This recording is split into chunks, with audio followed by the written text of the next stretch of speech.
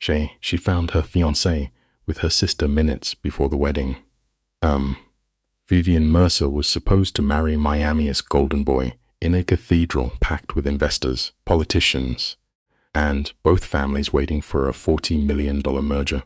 Instead, she found Damien Torres in the coat room with his hands in her sister's hair, and when he told her, "Don't be dramatic, Viv," she ran into the rain, not knowing the most feared mafia boss in Miami was about to find her broken on the cathedral steps.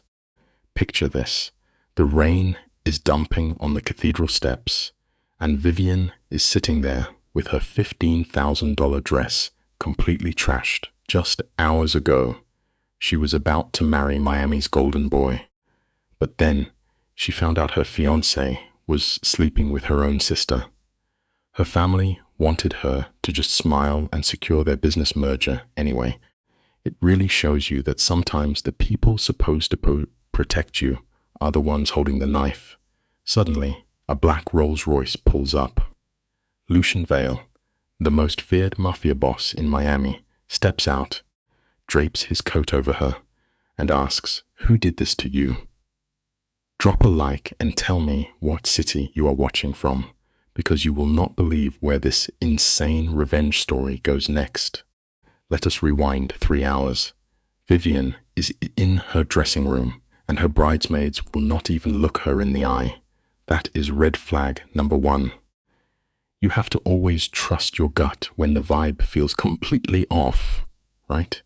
Red flag number 2 was her little sister Cassidy, faking sick and leaving early. Vivian goes looking for her and walks into the coat check room, only to find her fiancé, Damien, with his hands tangled in Cassidy's hair, aggressively kissing her neck. Vivian freezes, watching her whole world shatter. And the wildest part? Damien does not even look sorry. This total garbage human just fixes his tie, smirks, and tells her to stop being dramatic. Like betrayal is just a tiny bump in the road, she bolted out of that venue as fast as she could, and nobody chased after her. So there she is, sitting on the freezing marble steps, totally ignored by the busy Miami traffic. A car door slams next to her, but Vivian does not flinch. She is just trying to remember how to breathe. Then she hears heavy, expensive footsteps walking right up to her in the rain. A low, dark voice tells her she is going to catch pneumonia. Vivian is totally done, taking orders from entitled men, so she snaps back that she is fine. The guy points out she is literally sitting in a thunderstorm in a wedding gown. It proves that hitting absolute rock bottom is usually when the universe drops a massive turning point into your lap. She finally looks up, and the man standing there looks like he was carved out of shadows. Sharp jawline, dark hair, and an insanely expensive suit. The guy staring down at her has dark, intense eyes that instantly make her sit up straight. It is Lucian Vale, the biggest, baddest mafia boss in the Miami underworld. This guy is ruthlessly smart and connected to every shady deal in the city. Even Damien used to talk about him like he was a walking explosive. It is a crazy reminder that your reputation will always enter a room long before you actually do. Lucian looks down at her, holding his umbrella, and calmly says, "You are Vivian Mercer."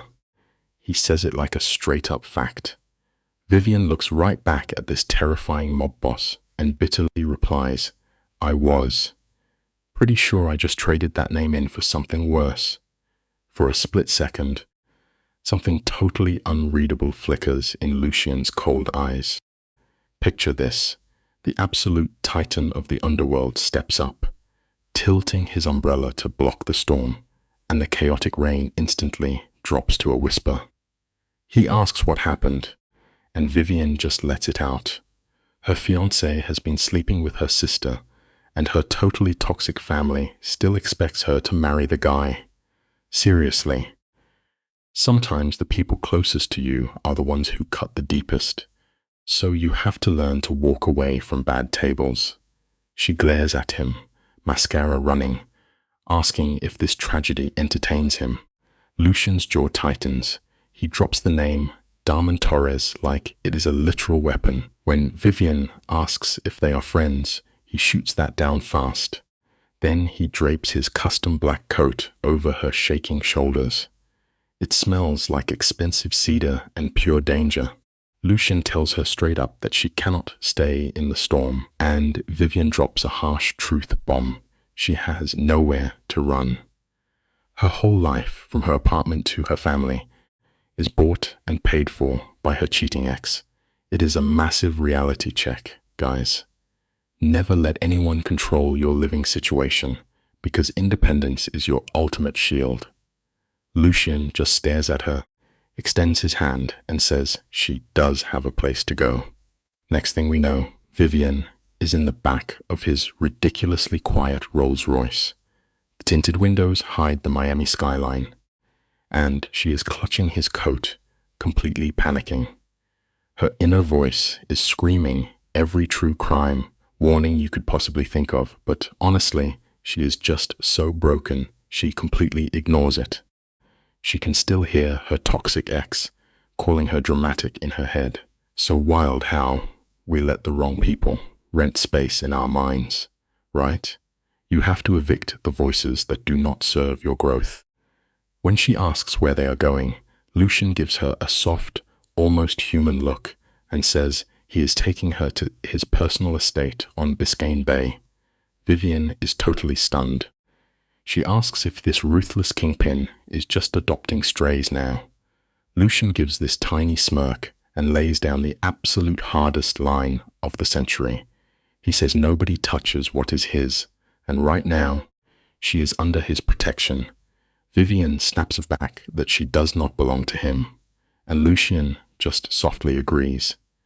He tells her she does not belong to anyone, and that is the whole point. Talk about a massive mic drop moment. The Vale estate is not just a house. It is a literal glass and steel fortress sitting on the bay, crawling with armed guards and wrapped in serious wealth. Vivian walks through the as massive doors, her heels clicking on pristine marble, surrounded by furniture that costs more than a college degree. Listen, true power does not have to be loud. It is often found in total, unbothered silence. Suddenly, this fierce older Korean housekeeper, Mrs. Kwan, steps out of the shadows.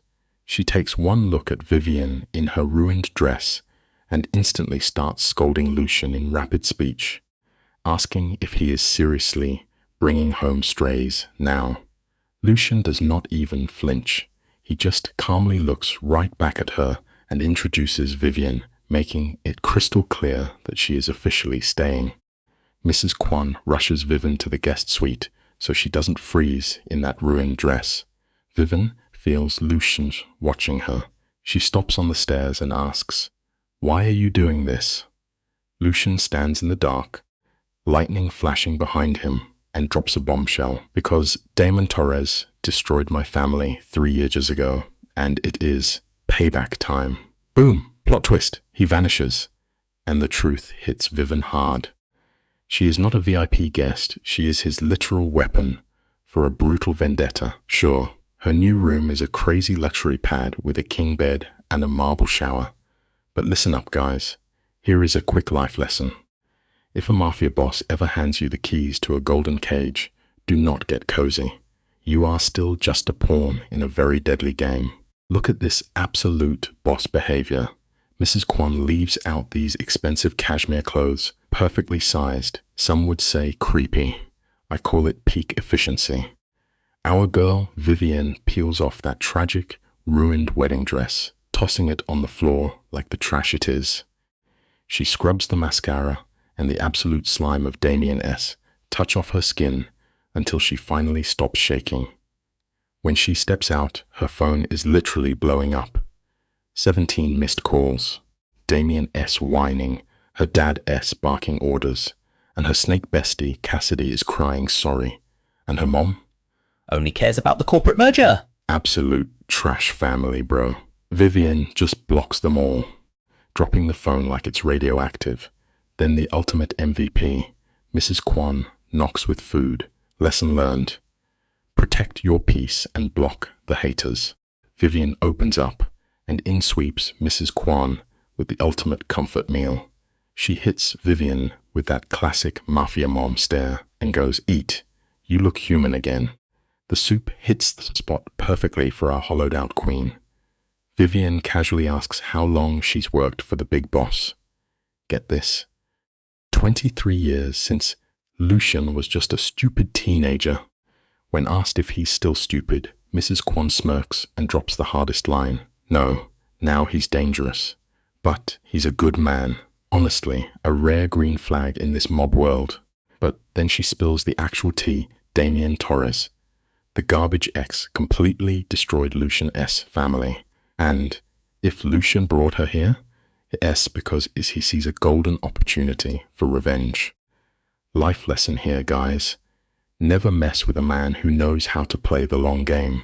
Mrs. Kwan looks Vivian dead in the eye and hits her with the ultimate reality check. Are you going to let yourself be used, or are you going to use him right back? Absolute mic drop. She warns that Lucian doesn't let anyone inside unless he deeply trusts them, hinting there's way more to this spicy revenge plot. Later that night, our girl is wide awake. I mean, who could sleep after dodging a toxic mafia marriage? Her brain is playing a highlight reel of Cassidy S. fake tears and Damien S. smug face. By 2 a.m., she says screw it, throws on the cashmere, and roams the silent, massive mansion. She doesn't even know where she's going. She just needs to breathe without the suffocating weight of her toxic family pressing down. Listen up. Sometimes stepping into the unknown is exactly what you need to find your actual path. She wanders onto the terrace and finds the Don himself, Lucian, staring out over the dark Miami Bay with a crystal glass in hand. Big mafia boss energy right here. He doesn't even turn around. Just shifts his shoulders a silent welcome to my vibe. He asks if she can sleep, his voice totally raspy and stripped of that formal CEO polish. Vivian claps right back. Can you? They just stand there watching the storm roll out, leaving that electric ozone smell behind. Vivian finally drops the bomb. You'll tell me what Damien did. Lucian takes a slow sip, building the suspense. 3 years ago, his little brother Ethan was running a totally legit construction empire. We re-talking massive waterfront projects. But then, the feds showed up out of nowhere, sniffing around. Look closely, because the truth always comes out. Vivian S.'s stomach instantly drops because she knows exactly where this mafia drama is heading. Lucian S.'s voice goes straight up lethal. Somebody planted fake evidence doctored manifests, the whole 9 yards framing his brother, Ethan. Poor Ethan lost his contracts, his license, everything. And by the time they proved his innocence, that snake Damien had swooped in and stolen every single project. Here is the massive plot twist that will make your jaw hit the floor. Vivian S.'s own dad brokered the handover. Her family knew Damien was a crook and rewarded him. Vivian is absolutely sick. She was literally just a pawn to legitimize Damien's dirty empire. Always remember, guys, your true worth is never defined by toxic people who try to treat you like a simple poker chip. Claim your own value. Lucian S.'s voice softens up, and he tells her, I know, that's why you here. Bro, the tension between them right now is absolutely off the charts, and it's not even just about the revenge. Vivian should be terrified, but standing on this balcony, looking over Miami, she feels nothing but pure clarity. She looks at this gorgeous mob boss and asks, so what now? You use me to make Damien look weak. Lucian casually admits that was the original plan until he actually met her. Now, the boss is completely stumped. She completely scrambled his brain, and he tells her she's safe there forever. Vivian just laughs bitterly because she's hiding out in the den of Miami's deadliest crime lord to escape her ex. But honestly, sometimes the scariest places end up being the exact sanctuary you needed all along. Vivian is doing the math, and her options are literal garbage. Go back to her backstabbing family. Hard pass. Face Damien? Not happening. She confesses she's been trapped in Damien's toxic bubble for so long, she completely forgot how to exist in the real world. Lucian just looks at her and says, "Then don't go back, stay." Just like that. When she asks what she owes him, his jaw clenches. "Nothing. I don't collect debts from broken people." Ouch, but also, what a line. Vivian looks at this dangerous, exhausted man who just gave her a safe haven without demanding a single thing in return. He looks like a guy who fought so many battles, he forgot what peace feels like. "Why did you really stop for me?" she asks. Life lesson. The people who ask for nothing often end up giving the most. Look at this, guys. Vivian is totally done being abandoned by the people who swore to protect her. Something just snaps in her chest, breaking that heavy padlock she kept on her heart since she caught Damien cheating. Before she can stop herself, she reaches out and touches Lucian's hand. He tenses up, but he does not pull away. She whispers a quiet thank you. Thunder shakes the sky, making it all super cinematic. The storm passes, and Vivian finally feels something wild. Hope. Honestly, here is a quick life lesson. Taking that first step into the unknown is terrifying, but it changes everything. Morning hits fast. She wakes up to fancy coffee smells, hoping yesterday was a bad dream. Then she spots a cashmere sweater that costs more than her rent. Reality slaps her hard. She is waking up in Lucian Vale's mansion. Meanwhile, Damien is probably losing his absolute mind, and Vivian has zero clue what to do next. She wanders into this massive restaurant-level kitchen. Mrs. Kwon is chopping veggies like a trained ninja, while a younger guy chills at the island. He is in his 20s, Korean. Got Lucian's sharp looks, but totally zero chill. He spots Vivian and hits her with the shade. "So, you are the runaway bride?" Miss Kwon snaps at him to use his manners. His tone softens up and he drops a massive bomb.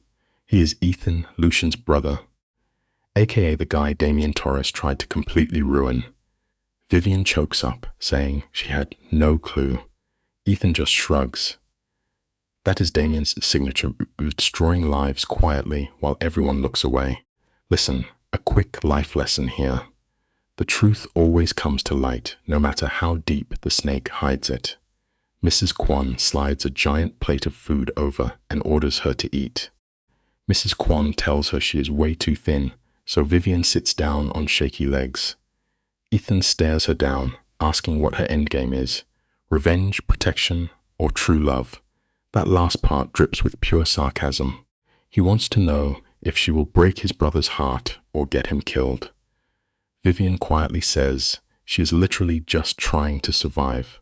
Ethan's face softens. He grabs his coffee and drops the facts. Lucian is terrifying but fiercely loyal. If he says you are safe, nobody in Miami will touch you, except Damien. Ethan gives this wicked, dangerous smile. His brother has been waiting 3 whole years to strike back, and Vivian just handed him the ultimate weapon. He walks out, leaving her totally stunned. Quick life lesson here. Sometimes your strongest allies are simply the people who share your worst enemies. Mrs. Kwon sighs, saying Ethan is just angry. Has been furious ever since the trial. Vivian totally gets it. Damien ruined his life, and now she is here to help destroy him. Mrs. Kwon drops a heavy question. Is Vivian truly ready for the fallout? Because this is straight up war. Damien will not let her walk away, and her corrupt family will fight for their shady merger. And Lucian? He has been holding back for years, but she just gave him the green light to snap. Suddenly, footsteps echo. Lucian walks in wearing a dark suit, looking ready to conquer the city. His intense eyes lock onto Vivian instantly. He asks if she slept, grasps his black coffee, and drops a massive reality check. They need to plan their next moves right now. Damien knows exactly where she is, and he is coming today. Listen, life lesson, guys. Avoiding a toxic problem never actually fixes it. You have to face the fire. Lucian is all business. He lays out two crazy options. Option 1. He smuggles her out of Miami. Fresh identity, thick bank account, and Damien never sees her again. Clean getaway.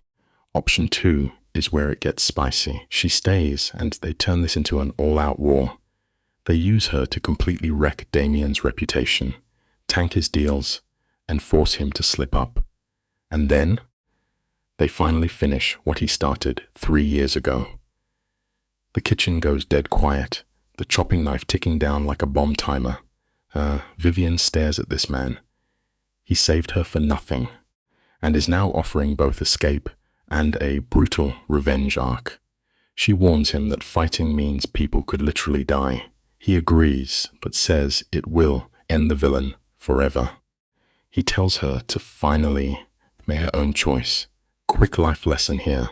True power only begins the second you stop letting others decide your fate. Vivian presses her hands against the cold marble to ground herself. Every survival instinct screams at her to vanish. But then she remembers Damien's punchable smirk. That toxic memory is the ultimate fuel. She looks Lucian dead in the eye. She refuses to be a helpless pawn or some sad trophy X. She is either a main player in this revenge plot or she is out. Lucian's eyes flash with genuine respect, agreeing instantly. Once Damien is dust, she walks away free with his permanent protection. She takes a breath and declares she is staying. The chopping stops. Ethan pops into the doorway looking shocked. Lucian's face shifts into something absolutely merciless and hyped. He drops the wildest cliffhanger. Good. Because Damien just rolled up outside. Life lesson, guys. Face your fears head on, because running away only delays the boss fight. The doorbell rings, and boom, Vivian's personal war kicks off. It rings again, super aggressive. Her coffee cup literally freezes. Through the huge frosted glass doors, she sees warped shadows on the porch. 3 or 4 big guys. Meanwhile, Lucian chills against the counter, completely unbothered. He tells her she does not have to face him yet. But Vivian is leveling up. She puts her cup down and says she has to, because hiding today means hiding forever. Mrs. Kwon ducks into the next room, ready to step in if things go sideways. Ethan whips out his phone to record everything, ready to catch Damien slipping. Lucian straightens his designer suit with absolute precision. He tells Vivian to stay behind him. Quick life lesson. When the worst comes knocking, stand your ground with the right backup. Vivian cuts him off. If things go bad, they are already bad. She smooths down her borrowed sweater, tilts her chin up, and says, "Let us get this over with." Lucian almost smiles at that. He strides to the door with the cold confidence of a final boss. Vivian follows, heart pounding. Lucian yanks the door open. Damien Torres is standing on the steps like he owns the universe. He rocks that polished corporate look, completely unbothered that he ruined his fiancée yesterday. He brought 2 massive goons in dark suits to flex. Damien's eyes lock onto Vivian. His face flashes through shock, anger, and twisted satisfaction before slapping on fake charm. He says her name like she is a naughty child, then actually has the nerve to say, "Thank God." Quick life lesson. Never trust a smooth smile from the exact person who just betrayed you. Guys, picture this absolute train wreck of a moment. We have Damien strolling up like he owns the place, demanding to speak to his fiancée in private. The absolute nerve of this guy. But check out Vivian right here. She does not cower. She steps right up next to our boy Lucian and drops a massive reality check. Damien tries to gaslight her, calling his coach room session with Cassidy A simple misunderstanding. Vivian shuts him down cold, her voice slicing through his lies like shattered glass. Here is a simple life lesson for you. Never let a toxic ex tell you what you saw with your own two eyes. Always trust your gut. Damien is completely sweating now, grinding his teeth because his own guards are watching him lose control of the narrative right on the front porch. Lucian tells this clown to kick rocks, smoothly reminding him that Vivian is not going anywhere. Damien actually tries to step up, but Lucian is instantly blocking him, moving with the terrifying speed of a professional hitman. Damien is practically foaming at the mouth, whining about their 2-year corporate merger like it matters. And this is where Vivian delivers the knockout punch. She reminds him that he was creeping around with her own sister for months. She looks him dead in the eye and reclaims her power, which brings us to another life lesson today. Do not ever let someone guilt trip you for walking away from their disrespect. Damien immediately flips the script, accusing her of running straight to his worst enemy just to ruin his family. He genuinely thinks this is also some grand calculated chess move. Damien lets out this incredibly ugly, sarcastic laugh when she says she needed a safe place. He tries to plant doubt, calling her completely naive and claiming Lucian is just using her as a pawn. But Vivian does not miss a single beat. She fires back that being used is vastly better than being betrayed. Boom. Utter destruction. Damien turns purple and starts throwing out threats about the $40 million deal on the line. He thinks throwing money in her face will fix his mess. Vivian straight up tells him she is done being sold like property. Listen close, because the lesson here is vital. Your peace of mind is always worth more than any amount of money. Damien looks at her like she grew a second head. He cannot fathom a world where she has free will, so he issues a desperate 24-hour ultimatum. Lucian flashes this pleasant but absolutely lethal smile and tells him to get off the property before he has them all forcefully removed. For a split second, you can feel the tension snapping. You think a massive brawl is about to explode right on the marble steps, but Damien knows he is outmatched. He backs down, swearing this is not over, but Vivian firmly tells him it is. He speeds off in his flashy silver Porsche, kicking up gravel like a total sore loser. Then, the second the door clicks shut, the adrenaline completely vanishes. Vivian just crumbles against the wall, shaking like a leaf. It reminds us of a really important life lesson. True bravery is not the absence of fear. It is taking the right action even when you are terrified. She held her ground when it counted, and that is what makes her a boss. Lucian catches Vivian's arm before she hits the floor, telling her to just breathe. She is totally shook after standing up to the mob boss. Looking up, she spots a nasty scar on Lucian's jaw. Big reality check. This guy knows real violence. She starts panicking that innocent people will get hurt. But Lucian is unfazed, dropping the bomb that he has been at war with Damien for 3 years. He gives her a free pass to leave on a plane tonight. No judgment. Here is a simple lesson, guys. True courage is choosing to stay when the exit door is wide open. Vivian straightens up, shakes off his hand, and declares she is finishing this. Behind her, Ethan mutters that things are about to get incredibly messy, just as Mrs. Kwan suddenly appears with a fresh pot of tea. Mrs. Kwan herds a pale Vivian onto a fancy leather couch and hands her some sweet tea. Lucian does the classic edgy boss pose, staring at the water. He warns her that Damien is already calling her dad to coordinate an attack. They will freeze her bank accounts and trash her reputation. But Vivian is totally over it. Let them, she says. Lucian turns, warning that the cartel will come after him next just to break her spirit. Without missing a beat, Vivian stares over her teacup and casually suggests they just make their enemies suffer even more. It is a brutal but true life lesson. You only discover your real power when they try to strip away everything you have. Ethan absolutely loves this savage revenge energy and cracks up laughing from the doorway. Ethan jokes about keeping Vivian since having a spine in the Mafia is super rare. He drops onto the couch, asking if they are playing defense or going on the offense. Lucian whips out his phone and calls his contact, Marcus.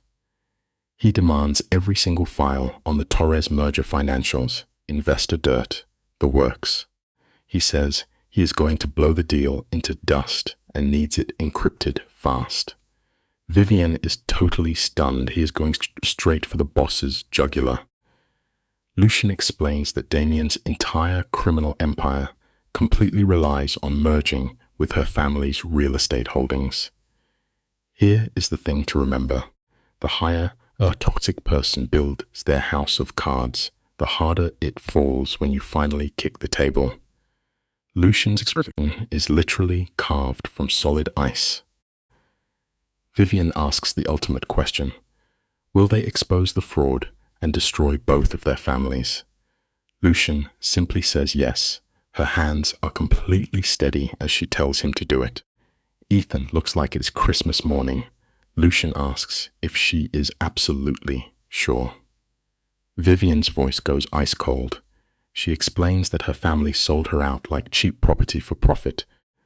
So she wants to burn their empire to the ground. It is a huge reminder, guys. Never underestimate someone who finally realizes their worth and refuses to be a victim. A dangerous spark lights up in Lucian's eyes. He has been waiting years for permission to start this war. For the next 3 hours, they are locked in his dark office, scanning through monitors filled with the most insane Mafia corruption imaginable. Their guy Marcus just dropped off the motherlode of evidence, and it is totally damning. Vivian reads printed receipts, while the brothers tear through digital files. Guys, every single page is another nail in Damien's coffin. We are talking bribed inspectors, fake reports, and shady shell companies. The craziest part? The core of it is her family's business merger.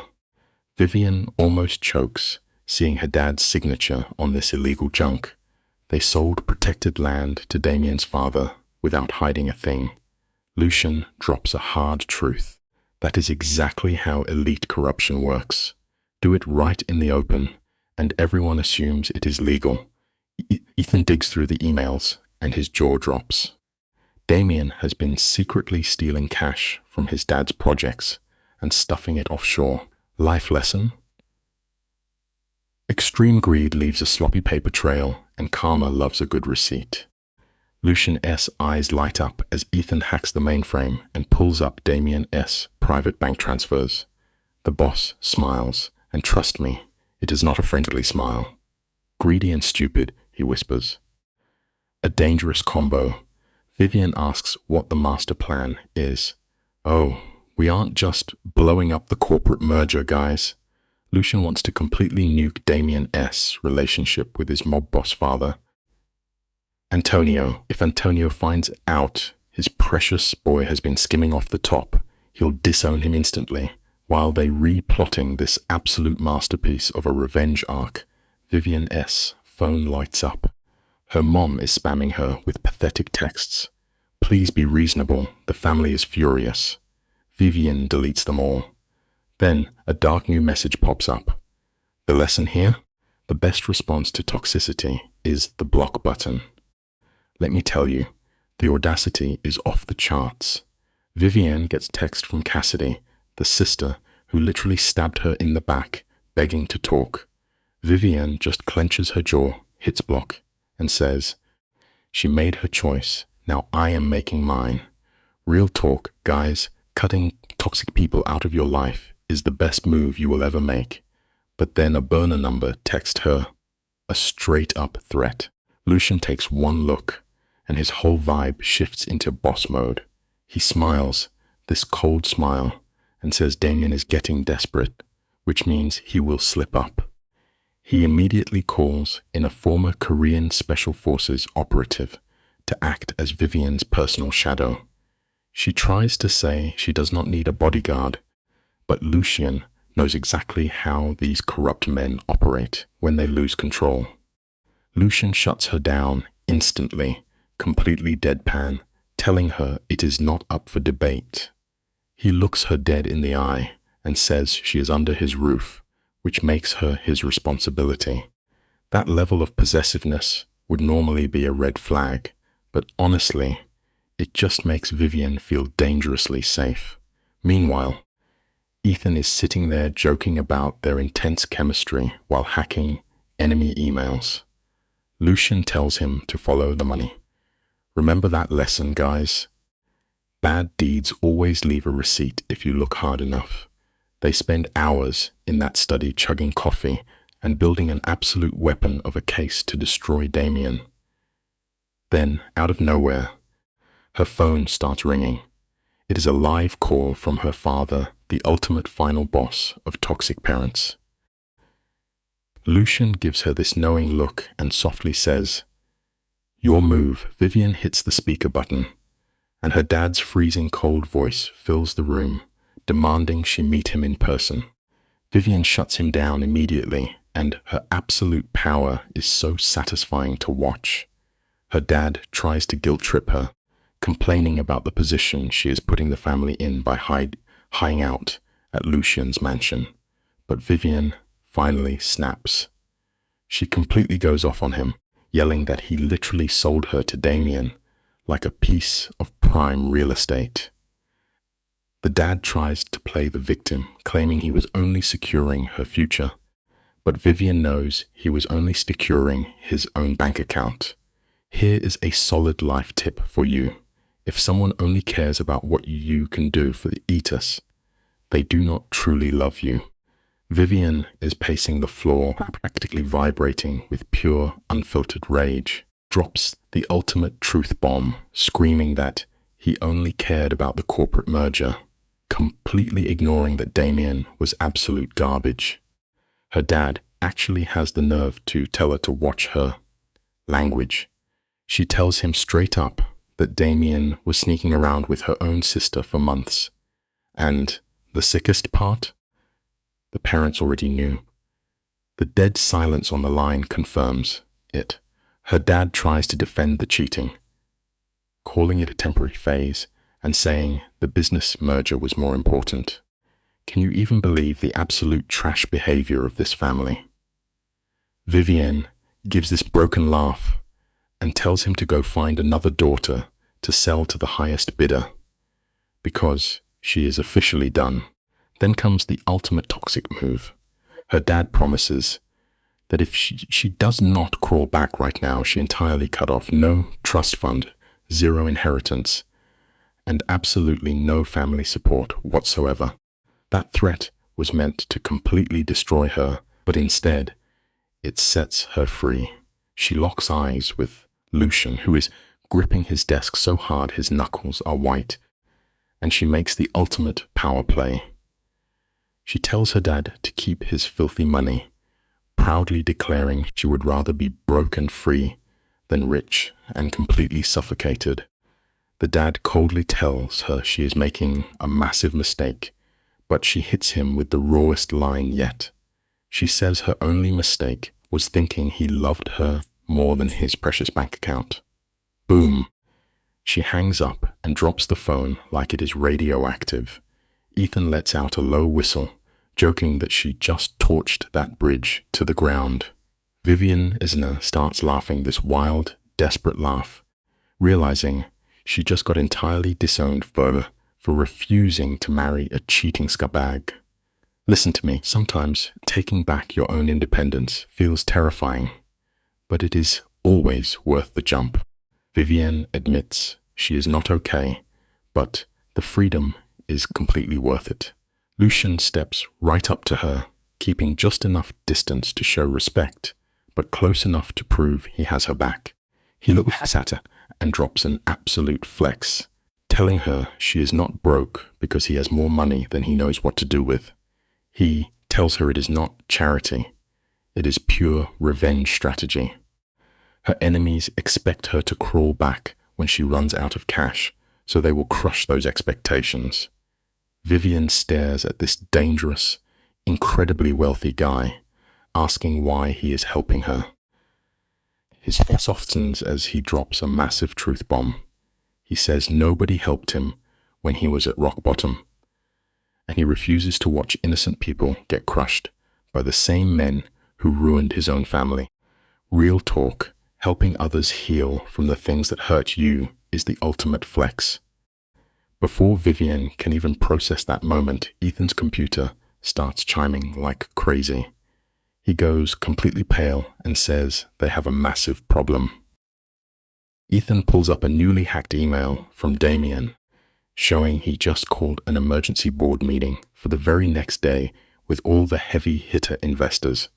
But guys, get ready to be furious, because the subject line is absolutely sick.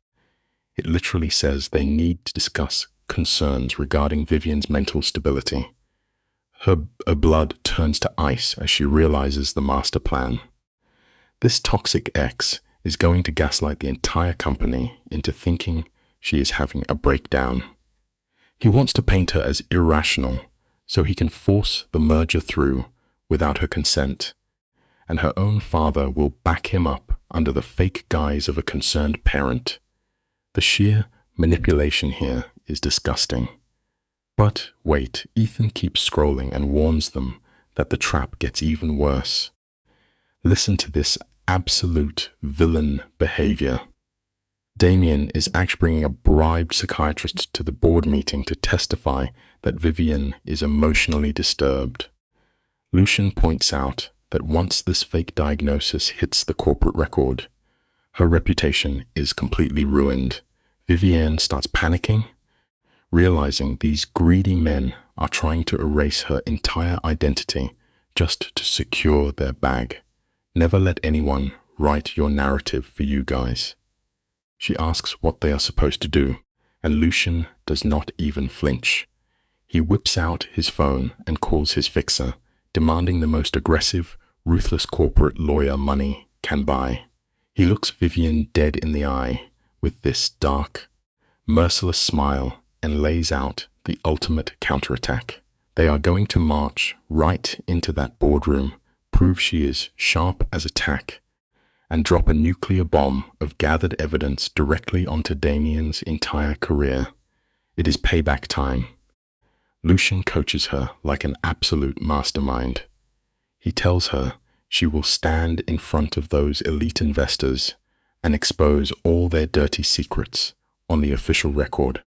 Vivian is terrified they will destroy her, but Lucian shuts that down. He promises they will fail because he will be standing right next to her with his army of ruthless lawyers. He says if they question her sanity for dumping a cheater, we will question theirs for expecting her to stay. That is when Vivian levels up. Her panic melts away, turning into pure, concentrated rage. She tells Lucian she does not just want to expose Damien anymore, she wants to completely ruin him. The hype is so real right now. Finding people who actually support your strength is a major key to life. Lucian warns her to rest up because tomorrow will be a total bloodbath. But right as she turns to leave the room, Ethan suddenly calls out her name in a panic. What else did he just find? Stick with me here, because the tension is literally off the charts. Ethan looks at Vivian with massive respect, but pure panic. He tells her she is the first person to ever actually stand up to Damien. Absolute boss move, right? But Ethan is sweating bullets, warning her not to let this mafia war destroy her. Vivian plays it cool, but the second she heads up to her room, reality hits. She is not just fighting Damien anymore. She is going to war with her entire traumatic past. Tomorrow, she is going to obliterate everyone who ever doubted her. Meanwhile, Damien is out there plotting his next toxic move, and her dad is totally losing his mind. Life lesson here, guys.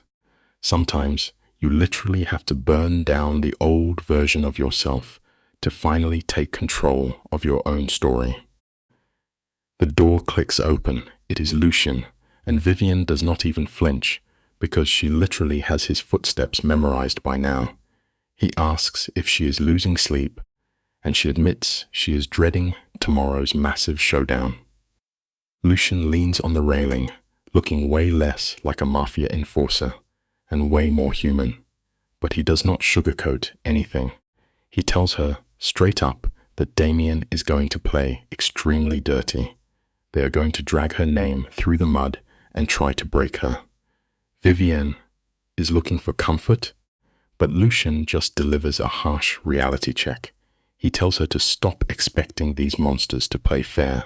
Expect absolute war, he says, and swing back twice as hard.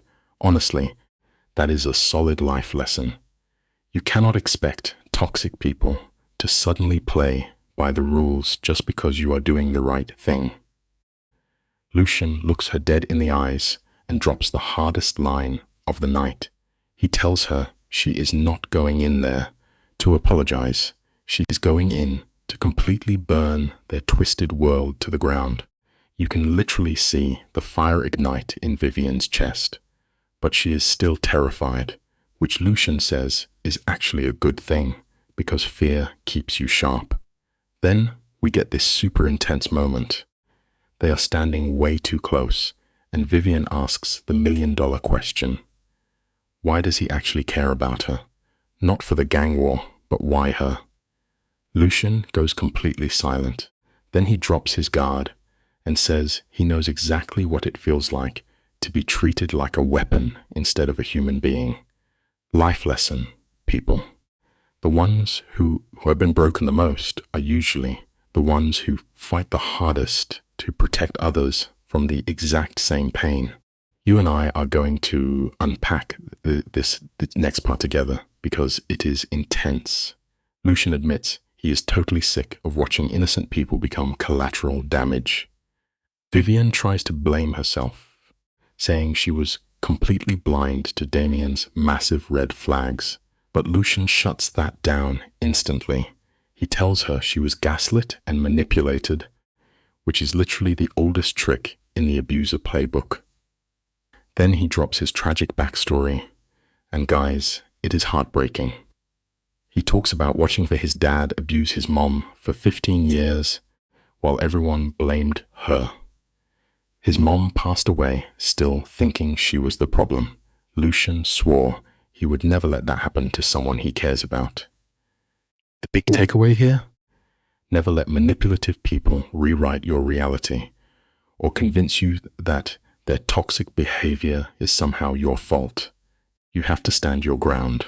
He finally says it out loud. Someone he cares about. The tension between them is absolutely electric. Like, seriously electric. Vivian knows she should back away because falling for the mob boss who is helping her destroy her ex is extremely dangerous, but instead, she leans in. Then, completely ruining the vibe, his phone starts buzzing. Security alert. Goons are trying to breach the south gate. Lucien instantly flips into full assassin mode. He orders Vivian to lock the door and not open it for anyone. He rushes out, moving like a shadow. Vivian locks herself in, and her phone lights up with a text from an unknown number. Just a quick reminder for everyone watching. When you decide to cut toxic people out of your life, they will always try to force their way back in. Lock the door and throw away the key. The creepy texts are straight up threatening her. They are basically saying, "Come back or else we know exactly where you are hiding." Her hands are visibly shaking. She is about to call Lucien when absolute chaos breaks out downstairs. People are yelling, things are smashing. She creeps to the door and hears Lucien speaking rapid-fire Korean in this completely deadly tone. Another massive crash. Then Lucien calls her, his voice super controlled, but you can hear the pure violence in the background. He tells her Damien sent a hit squad and orders her to stay put. He hangs up, leaving Vivian completely stunned. Every single survival instinct is screaming at her to hide in the bathtub.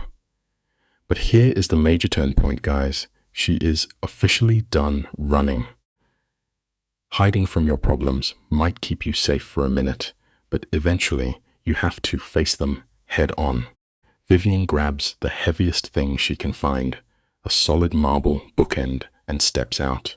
The hallway is creepily quiet. She creeps toward the stairs, clutching this rock like it is going to save her from trained killers. Downstairs, she hears a guy say they are not leaving without her. Then we see the absolute craziest scene. Lucian's crew has these 3 military-grade hitmen held completely at gunpoint. Ethan is just standing in the corner recording everything on his phone like a legend. Even the housekeeper is waving a massive kitchen knife around, and right in the middle, Lucian is perfectly calm with his weapon pressed right against the lead guy's skull. He casually gives the guy 5 seconds to explain why he should not pull the trigger. Lesson here: never underestimate the people who quietly have your back, because they will go to absolute war for you. Let's look at this piece by piece, shall we? You and I are going to unpack this absolute masterclass in boss behavior. The lead thug, rocking a buzz cut and a scar, smirks and says Damien wants his stolen corporate files back, threatening Lucian with espionage. But Lucian is an absolute brick wall. He coldly tells this goon the files were legally obtained, and Damien can cry to the SEC. Then Lucian's voice drops to absolute zero. He tells the guy to walk away and never step foot on his turf again. Here is the ultimate kicker, guys. Lucian drops the thug's real name and resume. Dishonorably discharged Marine doing dirty work. If he vanishes tonight, nobody is coming to look for him. The goon goes completely ghost pale.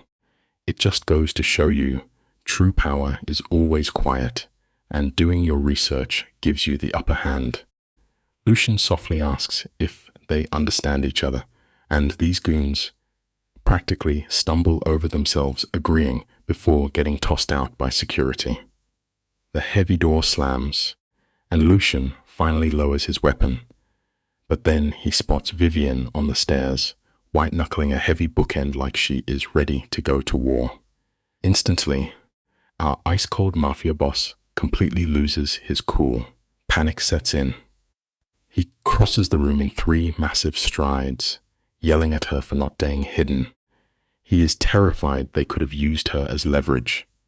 But Vivian does not back down. She tells him straight up she was not about to hide while he took a bullet for her. Lucian just stops dead, looking at her like she has lost her mind, and calls her insane. She fires right back that he is crazy too. Sometimes the absolute strongest bonds are formed when 2 people are willing to risk everything for each other, even when it makes 0 sense. Stick with me, because this is where the tension completely explodes. Lucian tries to claim he is just expendable, but that word hits Vivian like a freight train. She marches right down those stairs, gets in his personal space, and tells him to never say that again. Her voice is literally shaking as she lists off everyone who needs him, finally stumbling on her own words. The entire house goes dead silent, just the 2 of them, standing way too close after a literal gunfight. Finally, Vivian whispers the ultimate truth: he is not expendable to her. Lucian reaches out, cupping her face with a crazy gentleness that completely breaks his tough guy image. He warns her that crossing this line is highly dangerous. But Vivian is totally over it. She leans right into his hand, completely done with playing it safe. It is a huge reminder that playing it safe might keep you breathing, but taking a massive risk is what actually makes you feel alive. Vivian completely goes off here, and it is glorious. She tells him she has spent her entire life following the rules, getting used by a toxic family, and being engaged to a total loser. She is officially done being a pawn. When Lucian softly asks who she actually wants to be, she drops the ultimate line. She wants to figure it out standing right next to him. You guys, the icy walls around Lucian absolutely shatter. All that boss-level control vanishes. Vivian just grabs him and kisses him before he can overthink it. For a split second, he freezes, but then he just snaps. He pulls her in with this fierce, desperate energy, grabbing her hair and pulling her flush against him. It is not some sweet romance. It is chaotic, wild, and incredibly intense. It honestly proves that cutting toxic expectations out of your life is the absolute only way to finally figure out who you are actually supposed to stand beside. All the pent-up rage, fear, and sheer loneliness from the past few months completely pour into this one insane moment. Vivian is clutching his shirt, feeling the absolute lethal tension packed into his shoulders. When they finally break apart to catch their breath, Lucian rests his forehead against hers and warns her that this changes everything. And Vivian? She just whispers that she wants it all to change. What an absolute queen. Lucian tightens his grip, telling her that Damien is going to view this as a total declaration of war. Vivian does not even blink. When Lucian asks if she is totally sure about this, warning her that getting close to him could literally get her killed, the heavy reality finally hits her. But instead of freaking out, she feels a massive wave of exhilaration. It is a powerful lesson, honestly. Sometimes the absolute most terrifying choices you can make are the exact ones that finally set you totally free. Vivian looks him dead in the eye and tells him she is absolutely sure about everything. You can practically see Lucian's brain working before he steps back, throwing his cold, strategic boss mask right back on. He orders her to get some sleep because they have a massive board meeting at 8, and she needs to look professional. Vivian hits him with a deeply sarcastic response, which actually makes our stoic boss almost crack a smile. He drops one last warning for her to never charge at armed hitmen with the desk ornament again, and she just playfully brushes him off. When she finally gets to her room, the adrenaline crashes. She slides down the door, heart hammering out of her chest, wondering what she just initiated. But she knows she would do it 1,000,000 times over. It teaches us a vital truth. Making your own chaotic choices will always feel infinitely better than being a perfect, obedient puppet for someone else. She did not make this move because her toxic family approved. She did it because her gut said yes. Vivian crashes hard, passing out in her clothes like she just fell off a cliff. The next morning is an absolute blur.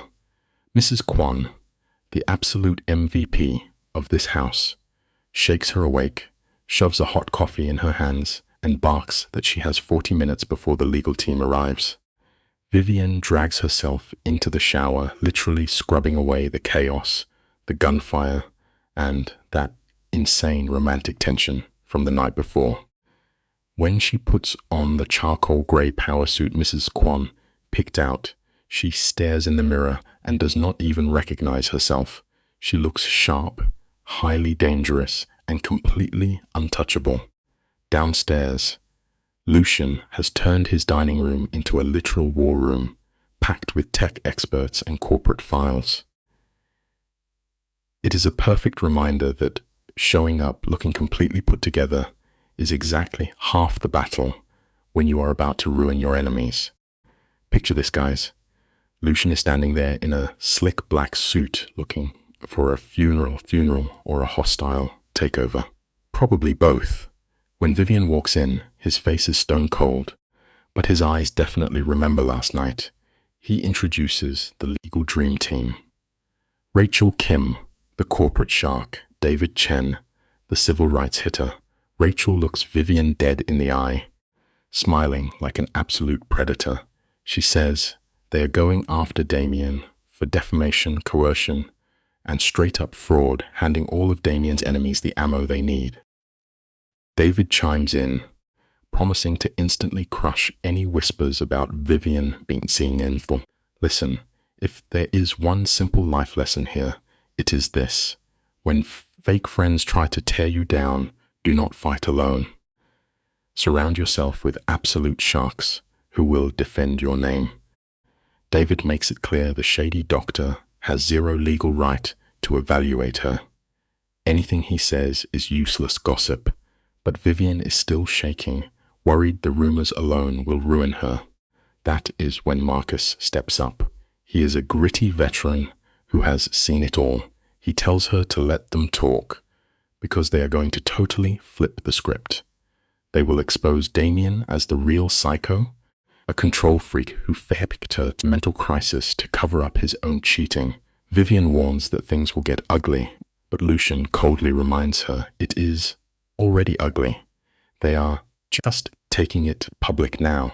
For half an hour, they grill her. Rachel plays the toxic ex, spitting venom until Vivian finally stops shaking. Here is a life lesson for you guys. Preparation completely destroys fear. When you practice facing your nightmares, they lose their power. Rachel backs off, telling Vivian she is ready. She reminds her this is not a popularity contest. She just needs to prove she is sane and completely done with their garbage. The biggest warning, do not let Damien bait her into an emotional reaction. Vivian nods, though she is internally freaking out. Ethan pops in, looking surprisingly sharp, announcing the rides are ready. Lucian instantly claims the seat next to Vivian. Zero arguments. They roll out into the Miami morning traffic in 3 massive black SUVs, gliding through the streets like sharks hunting for blood. In the back seat, Vivian admits she is absolutely terrified, but Lucian just smirks and says fear is good because it keeps you sharp. Life lesson time, folks. Never let anybody tell you that being scared is a weakness. Fear just tells your brain to stay alert. Lucian warns her not to let the fear shrink her down. She must walk into that boardroom as an equal, not a helpless victim. When she panics about freezing up, Lucian casually reaches over and touches her hand. It is brief, but it grounds her. He promises if she freezes, he will handle it, but he knows she is stronger than she thinks. As they pull up to the massive glass headquarters with her ex's name plastered in giant letters, the tension is insane. They ride up to the 15th floor, the exact place where lives are ruined with a simple handshake. Her lawyers flank her like an armored squad, while Lucian walks right behind her.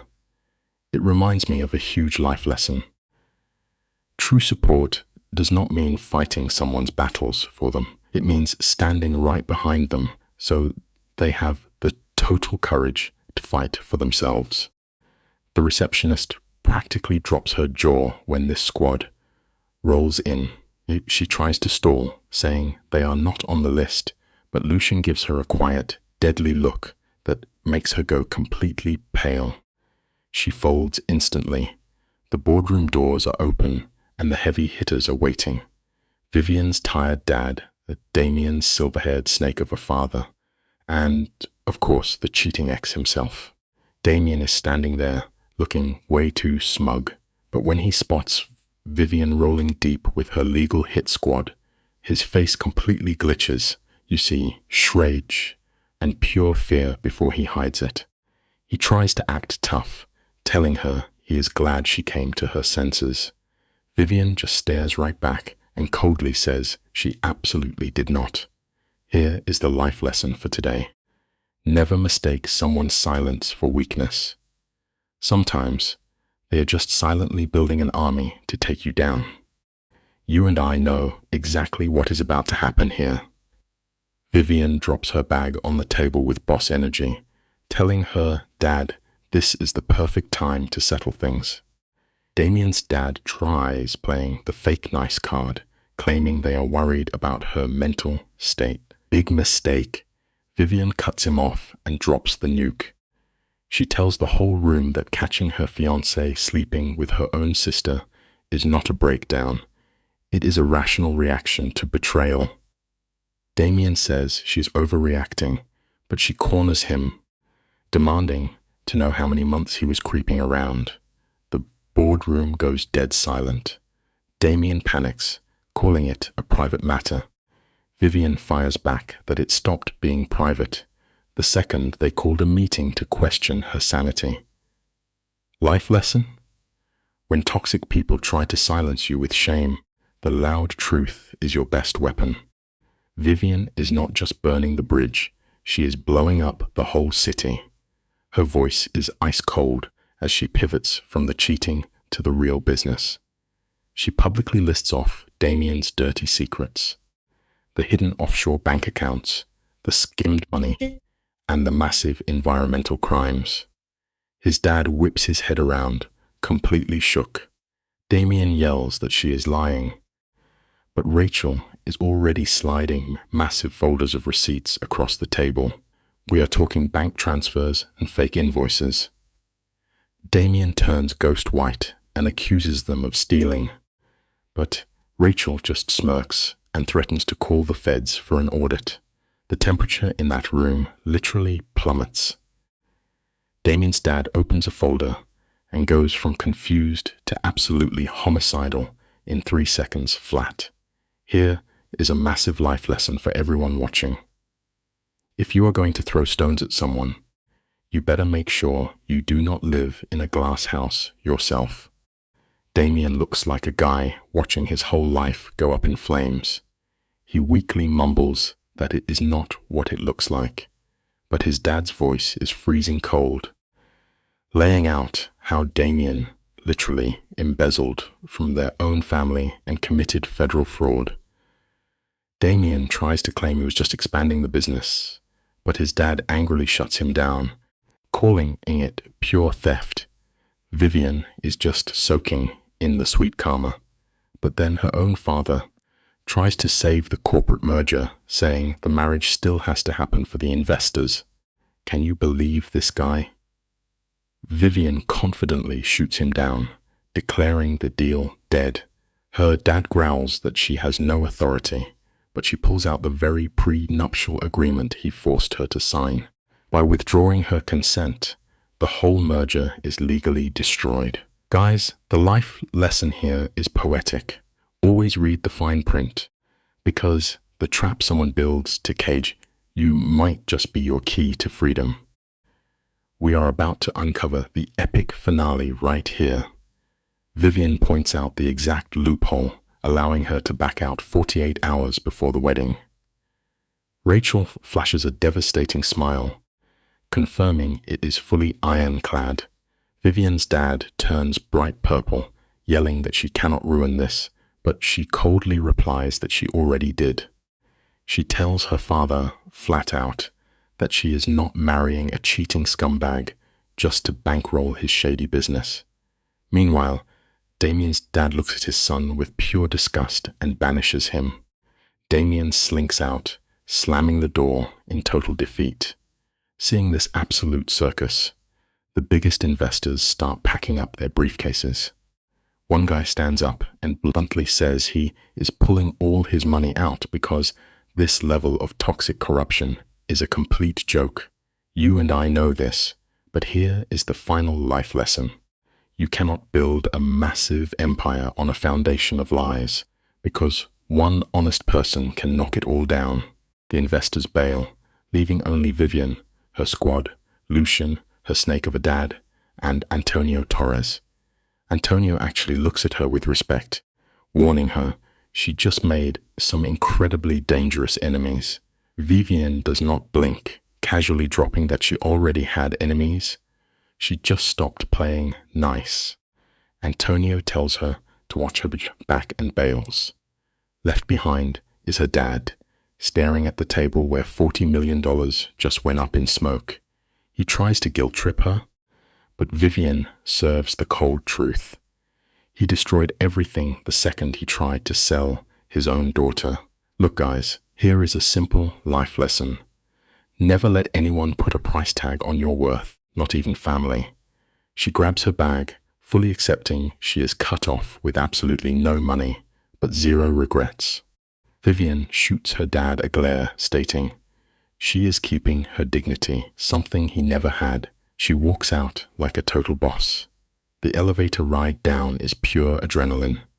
Rachel is grinning, laughing about Antonio's face. When he realized his son was robbing him blind, David hypes up Vivian's delivery, while Marcus leaks the Torres corruption files to the news. The internet is about to explode.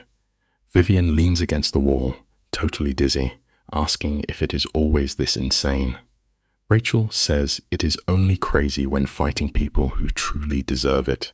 Look, standing up for yourself is the scariest but most necessary thing you can ever do. That is a fact. Down in the garage, Jin is on high alert, scanning the concrete lot with hardcore professional paranoia, ready for whatever comes next. Jin gives the clear, and the squad piles into the rides. Vivian crashes into the back seat next to Lucien, utterly exhausted. He asks if she is okay, and she tells him to ask again when her brain reboots. Lucien grabs her hand, and this time he is not letting go. But they are barely halfway home when Jin shatters the piece. They have a tail. A black sedan is tracking them. Lucien goes rigid, knowing it is Damien's goons. Jin weaves aggressively through Miami traffic, but the sedan sticks to them like glue. They are not even trying to hide it, making it a pure intimidation tactic. Lucien stays icy, dialing his people to run the Florida plates instantly. Vivian's heart rate spikes. It is a harsh reminder that every bold action causes a reaction, so always be ready for the inevitable pushback. Vivian panics about an ambush, but Lucien says it is too public. Still, she spots the heavy outline of a gun in his waistband. He orders Jin to reroute to a safe house. They roll into an anonymous condo building, holding their breath in the underground garage until the tail finally drives past. The apartment is a fortress with bulletproof windows. Lucien is always 10 steps ahead. Rachel, David, and Marcus immediately turn the dining table into a legal war room. Ethan paces around with crazy, nervous energy, clearly stressed. Vivian just stands by the window, staring at the Miami skyline, trying to process that she actually nuked her own arranged life. Here is the truth. Sometimes you just have to completely burn a toxic bridge to have a chance at building a better future. She blew up the corrupt deal, but instead of celebrating, she feels a massive wave of dread. Lucien takes a phone call, and his face goes completely stone cold. You and I both know that is never a good sign. He hangs up and drops a horrific truth bomb.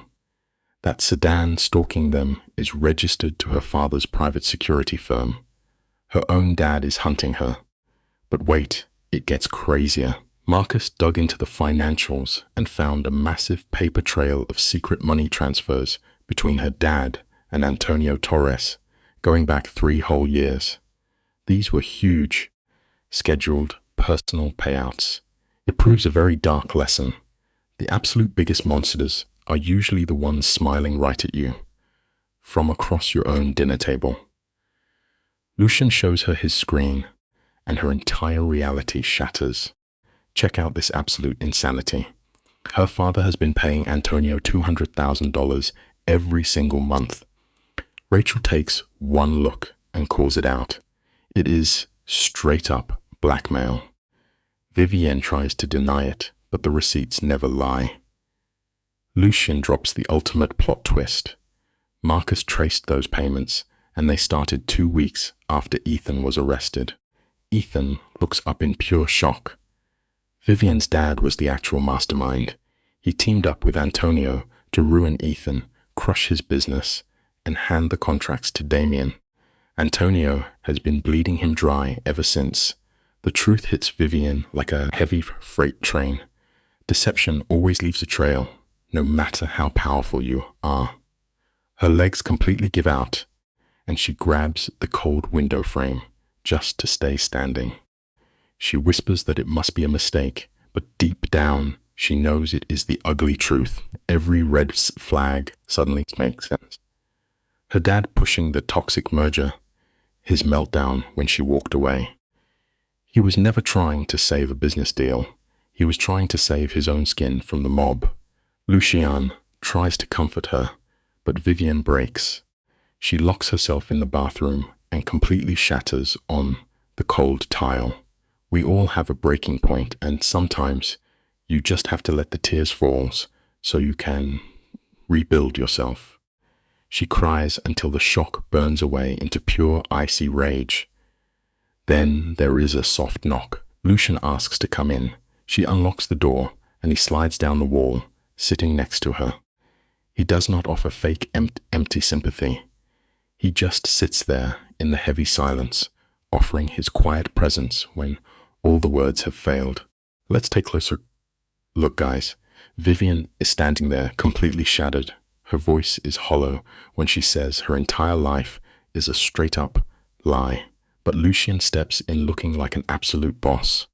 He tells her no, it is her dad who is the fraud. Her father wrecked Ethan, took the payout, and tried to sell her out to hide the receipts. Vivian is kicking herself for ignoring the red flags during all those shady Mafia business dinners. But Lucian hits her with some real talk, saying she is just being human. And here is the craziest plot twist. He admits he wants to burn her dad's empire to the ground, but he refuses to make her pay the price. Lesson here, guys. We cannot control the sins of our family, only how we rise above them. Lucien softens up just a tiny bit, which is wild for his cold Mafia persona. He tells Vivian that most people would have folded by now, but she is still in the ring, swinging. Vivian is literally carrying the weight of her dad's massive crimes, and she asks what they do next. Lucien does not even hesitate. He reaches out his hand and says, they are going to expose every single dirty secret. The blackmail, the setup, all of it. He guarantees that both Antonio and Richard are going down hard, and asks if she wants a front row seat to the destruction. Vivian says she wants to watch them burn. But wait, just as they regroup, Rachel drops a massive roadblock. Antonio just slapped Lucien with an emergency restraining order. You and I have to appreciate the absolute audacity here. The hearing is set for tomorrow with Judge Morrison, who is completely deep in Antonio's pockets. Rachel calls it out as a total stalling tactic to lock down the evidence before they can drop the bombshell. David explains that if the judge signs off, they go to jail just for breathing a word of this case. Ethan is absolutely losing his mind. But then Marcus, our resident tech genius, smirks at his laptop. He pulls up the ultimate plot twist. Remember Chen, the muscle who tried to raid the estate? Well, he is not just a random hitman. He is actually Antonio's nephew. And Marcus has the receipts, years of emails proving Chen runs the whole blackmail operation like a boss. Vivian is practically sick to her stomach, asking how they even found this gold mine of dirt. Marcus casually drops that Chen got hacked 6 months ago, meaning all this juicy Mafia drama is sitting in a public database, completely legal to access and absolutely bulletproof in court. So now they have hard proof of the whole conspiracy. Ethan is totally out for blood, demanding Chen gets locked up for trying to grab Vivian. Lucien goes completely silent, hyper-focusing on the screen. Then, he makes the ultimate power move. He says they are leaking everything tonight. Before Antonio can even blink, they are sending it all to the feds and the press, flooding the zone. Rachel looks at Vivian, warning her that her dad is done for. Rachel tells Vivian that there is absolutely no coming back from this financial and social execution. But Vivian remembers her dad's arrogant face, how he felt zero remorse for ruining everyone's lives. So she does not even flinch. She just says, "Do it." Marcus starts aggressively mashing the keyboard, blasting the files to the FBI, the SEC, and every major news outlet in Miami. Boom, he hits enter, and the deed is done. The whole room goes dead silent. You can practically imagine Richard and Antonio completely losing their minds as their empires crumble in real time. Vivian feels nothing but ice-cold satisfaction. But Rachel warns that her dad will hunt her down for this. Right on cue, Lucien's phone buzzes with a major breach. Vivian demands to know what is happening, and Lucien snaps that the perimeter is breached. And guess who is alone at the house? Mrs. Kwon and his brother Ethan. It is pure chaos. Everyone scrambles like a tactical strike team, grabbing laptops and documents. They sprint to the parking garage and jump into the SUVs. Jin hits the gas, tearing through Miami traffic like he is in an action movie, while Lucy-san barks intense orders in rapid Korean. Vivian is clutching the door handle, praying they are not too late. When they finally pull up to the estate, everything looks normal from the outside. But the second they hit the driveway, Vivian's blood runs cold. The front door is kicked wide open, and there is fresh blood pooled on the marble steps. The SUV is not even fully stopped before Lucien is out the door, sprinting toward the house with his gun drawn, looking ready to drop bodies. Rachel grabs Vivian, ordering her to stay in the car. But then 2 massive gunshots echo through the air. Vivian is not about to wait around. She rips herself free and runs straight into the danger zone. And guys, the foyer is an absolute disaster. Furniture is flipped. Glass is shattered everywhere like a literal war zone.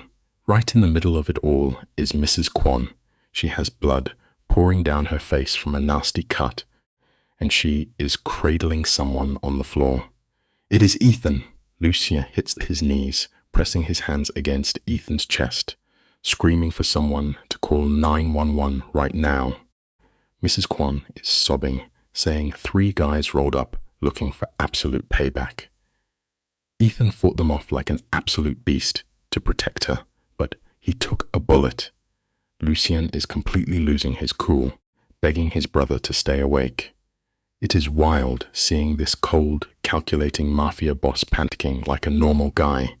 Ethan is fading fast, coughing up blood, but he manages to grab Lucien's hand and whispers that it is not his fault.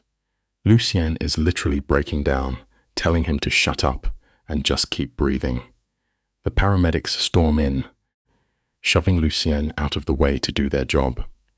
Vivian just watches them load Ethan up, while Lucien stands there looking like an empty shell. The life lesson here: revenge always demands a devastating price.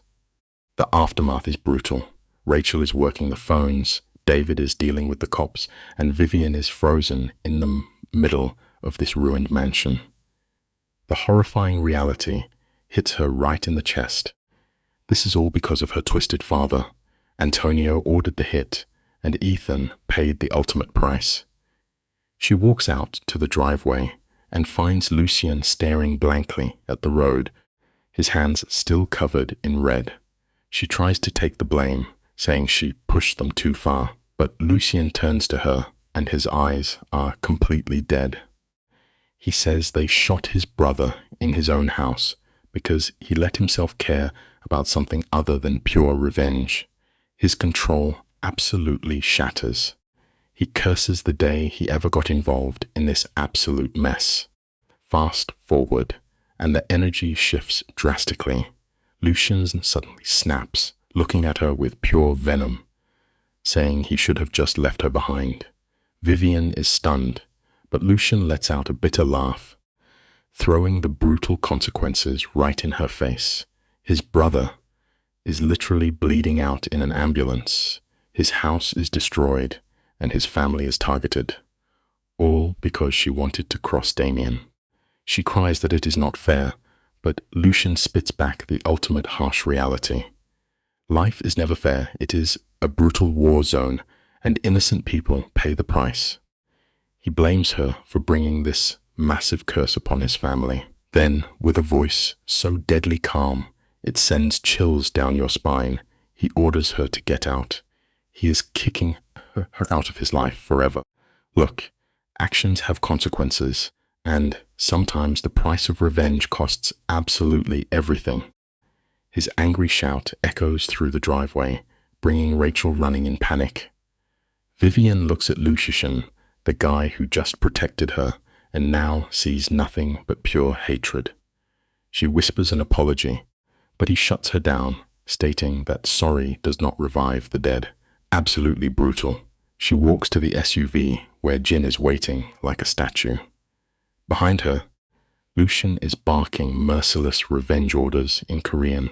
The guy she fell for is gone, replaced by a cold-blooded boss ready to burn the city down. Jin drops her off at a downtown hotel, hands her a key card, and vanishes without a word. Vivian stands alone in the quiet room. She stares in the mirror, still rocking that fierce boss suit, but inside she is entirely hollow. It is a tragic truth to swallow. Winning a massive battle sometimes means losing everything you actually care about. Picture this absolute nightmare. Vivian's own flesh and blood just ordered a hit, and now Ethan is bleeding out on an operating table. Lucian is totally shattered and blames her for the mess. Suddenly, her phone lights up with a sketchy text. No name, just pure mob boss energy. Come home, or more people get dropped. It's her dad, treating human lives like cheap chess pieces. She knows she should call for backup, but she can risk anyone else catching a bullet. So she replies with one single word, "Where?" The answer hits back instantly. Peninsula Hotel, 1 hour. Alone. Look, guys, sometimes in life, you gotta walk straight into the fire by yourself just to shield the people you truly care about. It's just a harsh lesson, but Vivian is gearing up to make the ultimate sacrifice play. Our girl Vivian is officially in stealth mode. She ditches the blood-soaked clothes for dark jeans and a simple sweater. Staring in the mirror, she realizes she is not that terrified runaway bride from 3 days ago anymore. She has burned down empires, tangled with danger, and is officially done being scared. She hops into a rideshare, watching Miami blur by like a fever dream. Suddenly, her phone buzzes. A text from Jin. "Where are you going?" Even while Sir Lucian is furious, he is still having her tracked. She totally ghosts the message as the massive Peninsula Hotel towers over her, like a monument to dirty money. The life lesson here? Real growth happens the moment you stop running and decide to look your biggest fears dead in the eye. This hotel is next level fancy, where shady $1 million deals happen over drinks. Vivian struts in faking confidence, but panics when the VIP elevator demands a key card. Suddenly, a guy in a tailored suit swipes his card for her. Yup, one of her dad's goons. The ride-up feels like an eternity. She reminds herself why she's walking into the lion's den, to protect the innocent people getting crushed in a crossfire. The doors open to reveal her dad holding a scotch, looking stressed. Beside him is Antonio Torres with his muscle, and lurking in the corner is Marcus Chen, the creep who tried to kidnap her earlier. The life lesson here is simple. True courage isn't about feeling fearless. It's about being absolutely terrified and still showing up to fight. Keeps a perfect poker face. Her dad smugly claims she always makes the wrong choices. She snaps back, asking if he means ditching her cheating ex or exposing his blackmail money. Richard faces her, looking completely wrecked as his empire crumbles. He tries to guilt-trip her, but Vivian proudly fires back that she ended his lies and avenged Ethan. Then mob boss Antonio interrupts, casually dropping that Ethan had a tragic accident tonight. The underlying threat is chilling. Vivian straight up accuses him of the shooting. Antonio just smirks, claiming Miami is simply a dangerous place for people with the wrong enemies. The hard life lesson here? Toxic people will always try to gaslight you into believing your pushback is the actual problem. Vivian curses him out, but the hitman Marcus Chen coldly warns she's only alive because they have a deal to offer. She forces herself to chill. Her dad drops the bombshell. She has to lie to the press, claim she was unstable, blame Lucian for everything, and let their dirty merger happen. If she plays the puppet, Antonio promises they won't murder her friends. They know exactly how to weaponize her empathy. She yells, there is zero chance she goes back to her toxic ex Damien. But plot twist, her dad reveals they already threw Damien under the bus because he's useless to them now. The simple life lesson? In the brutal game of power and greed, loyalties is totally fake. The exact moment you stop being useful, you will get discarded without a second thought. This entire setup is just pathetic damage control. The FBI and SEC are sniffing around, and the news is blasting their corruption. Her dad tells her she started this fire, so she has to put it out before everyone burns. Vivian coldly replies they deserve to burn for ruining lives and shooting an innocent guy. Her dad uses the ultimate manipulation. He says she will help them because her good conscience won't let more people die. And the worst part? He's right. Just as she's breaking, her phone buzzes. It's a text from Jin. Ethan survived the surgery.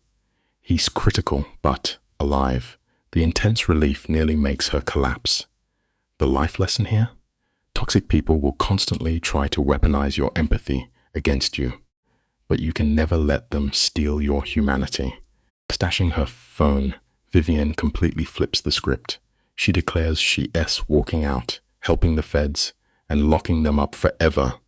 Antonio laughs in her face, smugly pointing out her leaked evidence is circumstantial. Vivian claps back that Ethan will testify, but her dad shuts it down, saying a jury won't believe a framed felon over wealthy businessmen. They plan to paint Vivian as a bitter, runaway bride having a mental breakdown. He points out she ditched her wedding and shacked up with a criminal, so making her look insane to the press will be easy. You and I need to learn from this. The big life lesson? When toxic people get backed into a corner, they never apologize, they just rewrite the narrative to make you look like the crazy one. Suddenly, Hitman Marcus shifts, blocking the exit. Vivian's heart skyrockets. She thought she was in control, but her dad has played this wicked game for decades. She begs for time, but Antonio coldly gives her 60 seconds. If she does to surrender, they start dropping her friends. Maybe Mrs. Kwan, maybe Lucian. She gasps they wouldn't dare. Antonio violently reminds her they just shot Ethan, they have zero limits. The room starts spinning as Vivian faces an impossible choice: surrender to evil or watch her loved ones die. Just then, her phone buzzes. An unknown number sends a chilling warning. Do not trust them. They are recording you. Get out now. The real life lesson: never underestimate a seasoned manipulator S-trap and always be ready to run. Vivian's blood runs ice cold. She scans the suite and spots a tiny hidden device on the bookshelf. They are recording her. Her dad barks at her to choose her pride or her friends' lives. She stares at the man who taught her to ride a bike, realizing he's the same monster threatening to slaughter her chosen family. With deadly calm, she says she has an answer. He smirks, thinking he won, but Vian just snaps, "Go to hell," and violently launches her phone straight into the window. It shatters in a massive explosion, In the chaos, she bolts. Marcus lunges to grab her, but she ducks, grabs a heavy lamp, and bashes his knee in, dropping him to the floor.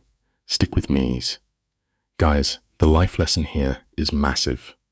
When the game is completely rigged against you, sometimes you just have to flip the board. Absolute chaos right out the gate. The guards lunge, but Vivian hammers the elevator button. The doors open and boom, Jin is standing there, weapon drawn and totally ice cold. She dives inside as Jin lets 2 warning shots rip, sending the room scrambling. The doors shut. Vivian is gasping, asking how he knew. Turns out Mr. Vale had Jin tailing her. Jin drops a heavy truth bomb that Sweet was wired to frame her, and he hacked a burner just to warn her. They hit the lobby, and Jin goes into full extraction mode, dragging her through the service hallways.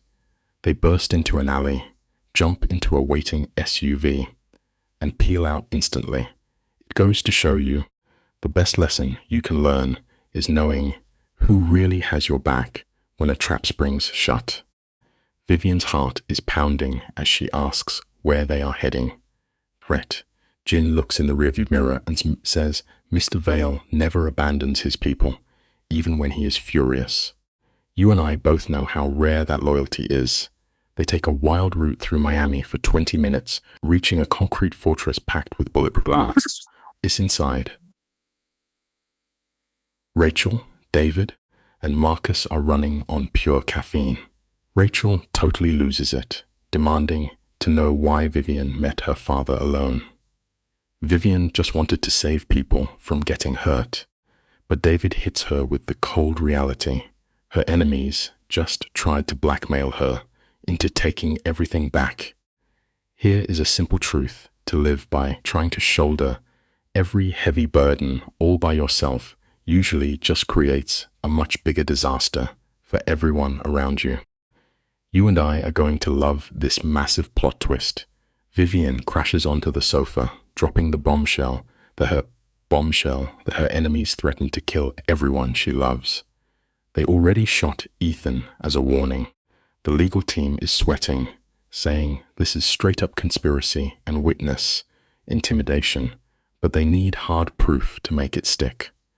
Vivian looks totally defeated, admitting she just smashed a window and ran. But then, Jin steps into the doorway with the most legendary clutch move ever. He holds up a tiny audio recorder. He totally bugged Vivian's jacket without her knowing. It streamed every single villain monologue directly to a secure server. Vivian is completely shocked, but Jin explains that Lucian does not trust her shady family one bit and wanted a solid insurance policy. Now, they have the full taped confession. This right here is exactly why you always need a backup plan, because you can never trust a desperate enemy to play by the rules. The legal team is basically throwing a party right now. Marcus is grinning like a shark, calling the tape beautiful, admissible evidence. Rachel is barking orders to blast it to the FBI and make backups. David is already speed dialing his federal contacts for protection against Antonio and Richard. But suddenly, a dark voice cuts through the room, promising these villains will not get another chance. Everyone whips around, and there is Lucian.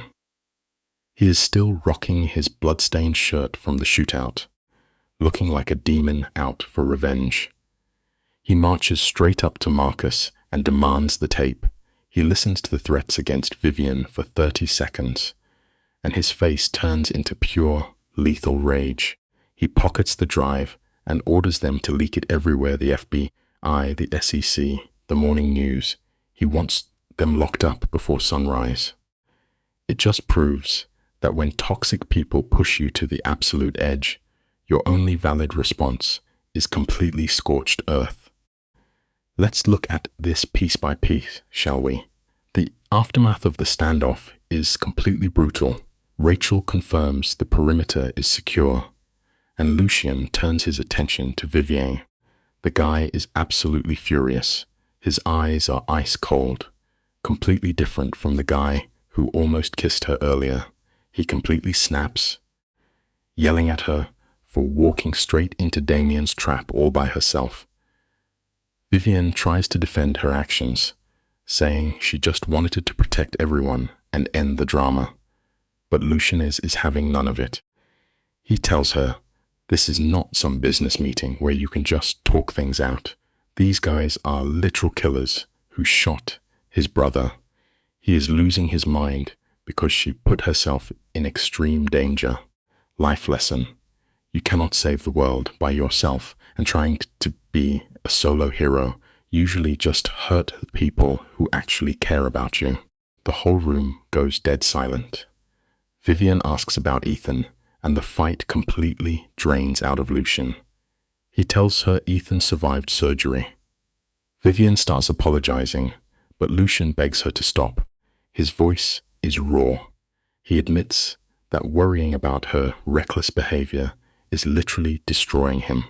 Vivian refuses to back down. She tells him to stop treating her like a fragile doll. She survived Damien's abuse. She survived her terrible father, and she will survive this mob war too. But Lucian fires back with a massive reality check.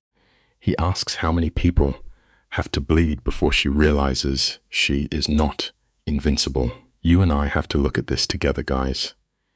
Being a survivor makes you incredibly tough, but real strength also means knowing when to let your guard down and accept help from the people who actually love you. Look at this, guys. The tension in this room is absolutely off the charts. Vivian is looking this mafia boss right in the eye, asking if she is his partner or just a liability. Lucian is totally glitching out, saying she is both and he cannot handle it. The life lesson here? You cannot have it both ways, especially in the criminal underworld. But we are cutting the romance drama real quick because Marcus drops a massive plot twist. He has been hacking into Antonio's files, and guess what? 3 years ago, right before the big frame job, the boss wired $50,000 to the lead detective on the case, a guy named Rodriguez. The ultimate dirty cop scenario. I am telling you, the betrayal is deep. Let us unpack this together, because the math is finally mathing. 50 grand listed as consulting fees? Yeah, right. Rodriguez dipped to the Cayman Islands 6 months after the trial and has been getting monthly hush money from Antonio's secret blackmail stash ever since. The guy was completely bought and paid for to frame Ethan. The life lesson here is simple. The truth always leaves a paper trail, no matter how deep you try to bury it. Rachel asks if they can make the dirty cop confess, but Lucian shuts that down fast. Guys like that never snitch. But here is the crazy part. They do not even need him to talk. Marcus is the real MVP of this episode, pulling up all the bank records and wire transfers. They finally have the ultimate weapon to destroy the boss. No words needed, just cold hard receipts. They have literally everything. They have all the proof to end this mafia war forever. But right when you think it is safe, Jin gets a phone call that makes everyone's stomach drop. Hospital security just caught 3 hitmen trying to sneak into Ethan's intensive care room. Even with the feds closing in, Antonio is trying to silence his biggest mistake. Life lesson time, folks.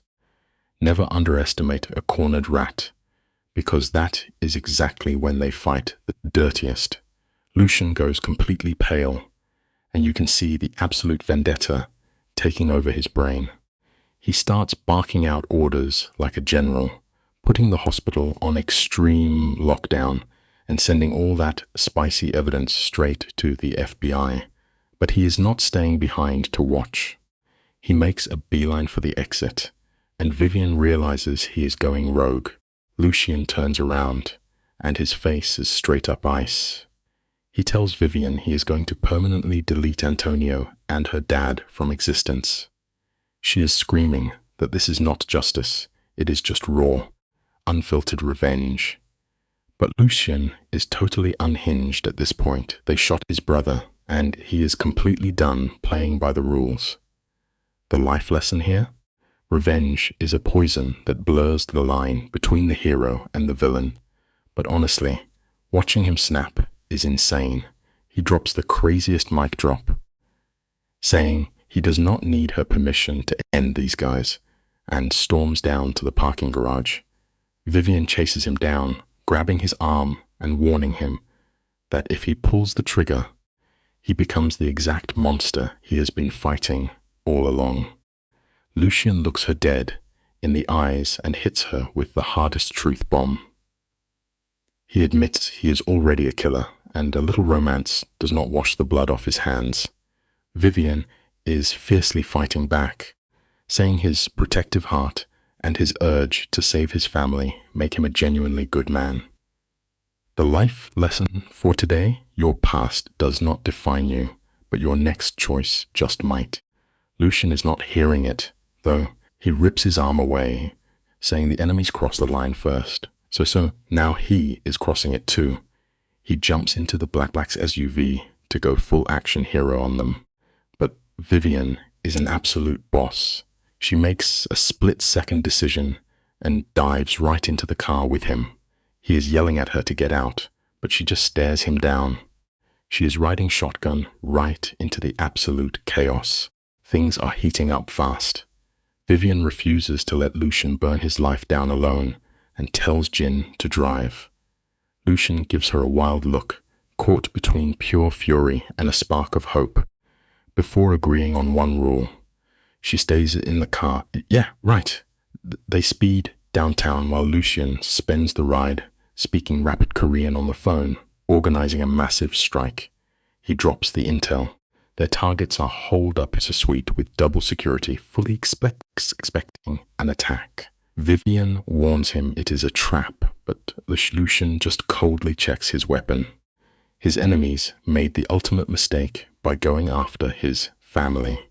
He has been plotting this exact revenge for 3 long years.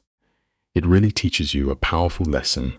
Never underestimate the terrifying patience of someone who is fighting to protect their loved ones. His voice is absolute ice right now.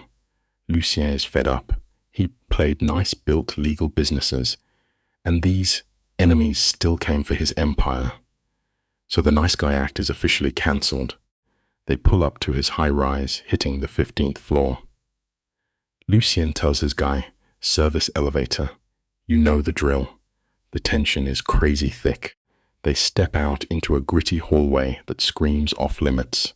Boom, unlocks a blank door, and boom, it is a straight-up military command center.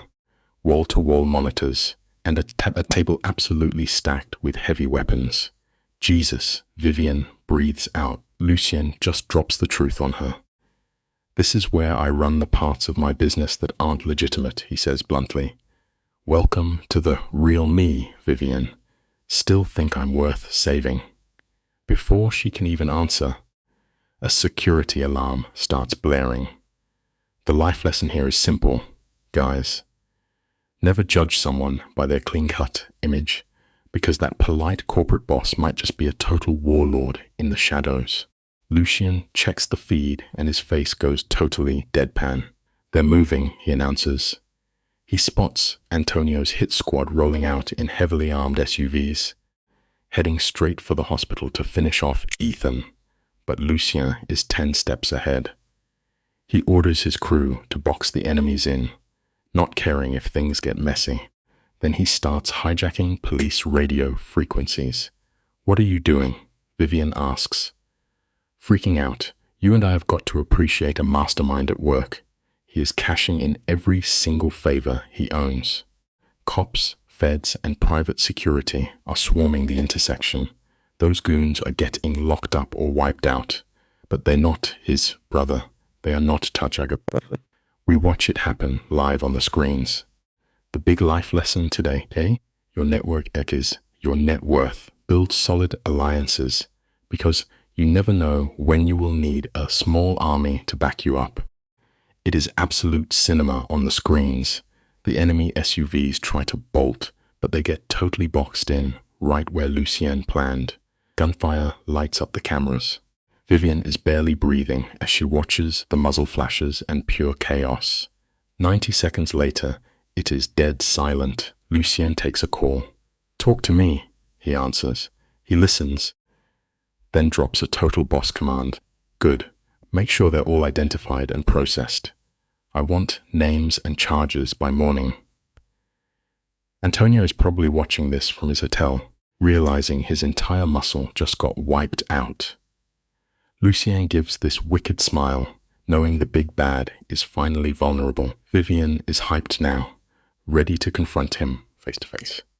But Lucien shuts that down instantly, refusing to let her walk into the line of fire just because she is stubborn. Quick life lesson for you. Sometimes staying safe is not a weakness. It is just smart strategy. Do not let your ego walk you into a literal trap. Lucien tells her the best way she can help is to stay alive while he finishes the job. But Vivian is not having it. She claps right back, asking what his endgame is. If he takes down Antonio, her twisted dad, and Marcus Chen, he is spending his life in a prison cell. Lucien quietly says that as long as she and Ethan are safe, it is totally worth it. Talk about a crazy sacrifice. But Vivian steps right up to him. She did not break out of her dark past just to watch him throw his future away for revenge. She demands to be treated as an equal and stand by his side.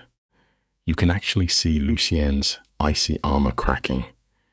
He warns her she might lose her life, but she says she would rather go down fighting than hide while he ruins himself. The ultimate life lesson here? True loyalty means calling out your people when they make a terrible choice. Real partners never face the fire alone. The silence in that room is heavy, guys. Lucien gently touches her face. "You're insane," he whispers. She fires right back. "So are you. We've got evidence. We've got witnesses. We've got the law on our side now." Vivian drops the logic bomb. We don't need violence. We just need them to face consequences. Lucien's jaw is clenched. "You're asking me to let them live?" he asks. She tells him she just wants real justice to work. Watch this closely, because this is where a huge shift happens. For a second, it looks like he is going to go full vigilante mode. But instead, he grabs his phone and demands the feds raid the hotel suite tonight. He is turning over all the murder evidence. The big life lesson for us. Revenge might feel amazing in the moment, but true victory is letting your enemies sink themselves while you keep your hands completely clean. He hangs up and gives her a look, but they both know the villains might try to pull a disappearing act before the feds show up. So, Vivian marches right up to that crazy weapons table. She grabs a hardcore device, and Lucien tells her it is a 50,000-volt taser that drops a target instantly. He asks if she is really ready to jump into the fire, knowing things could get insanely violent. She does not even flinch. He hands her a heavy bulletproof vest, and she straps it on like absolute armor. Suddenly, his right-hand man rushes in. The feds are 10 minutes out, but a rat is fleeing the ship. They check the feed, and it is Vivian's own dad, sprinting through the back alleys to save his skin. Lucien is already bolting for the door to trap him. Guys, the life lesson is harsh but true. You cannot run from your mistakes forever. Eventually, the bill comes due, and karma will definitely catch you at the back exit. They fly down to the garage, jump in the SUV, and the driver hits the gas. "Where's he going?" Vivian asks. "Glued to the GPS tracker. Looks like the marina." "Probably has a boat there," Lucien says. Explaining it is the standard escape route for guys with hidden money. But he is unbothered, saying they have eyes on every dock. They screech into the marina, hopping out before the ride even stops. Vivian spots her dad immediately, sprinting for a luxury yacht. "Dad," she shouts. He spins around, and his panicked face turns instantly manipulative. He claims they need to run before Antonio realizes he is gone. But Lucia steps up, shutting it down. The feds are coming, and the game is over. The life lesson here, folks. Money might buy you a fancy getaway yacht, but it cannot buy you an escape from justice. Your toxic actions will always anchor you down in the very end. Her dad tries to pull the ultimate gaslight, claiming Antonio will eliminate the witnesses and he is just running to protect her. Vivian is shaking with fury. She calls him out for abandoning everyone.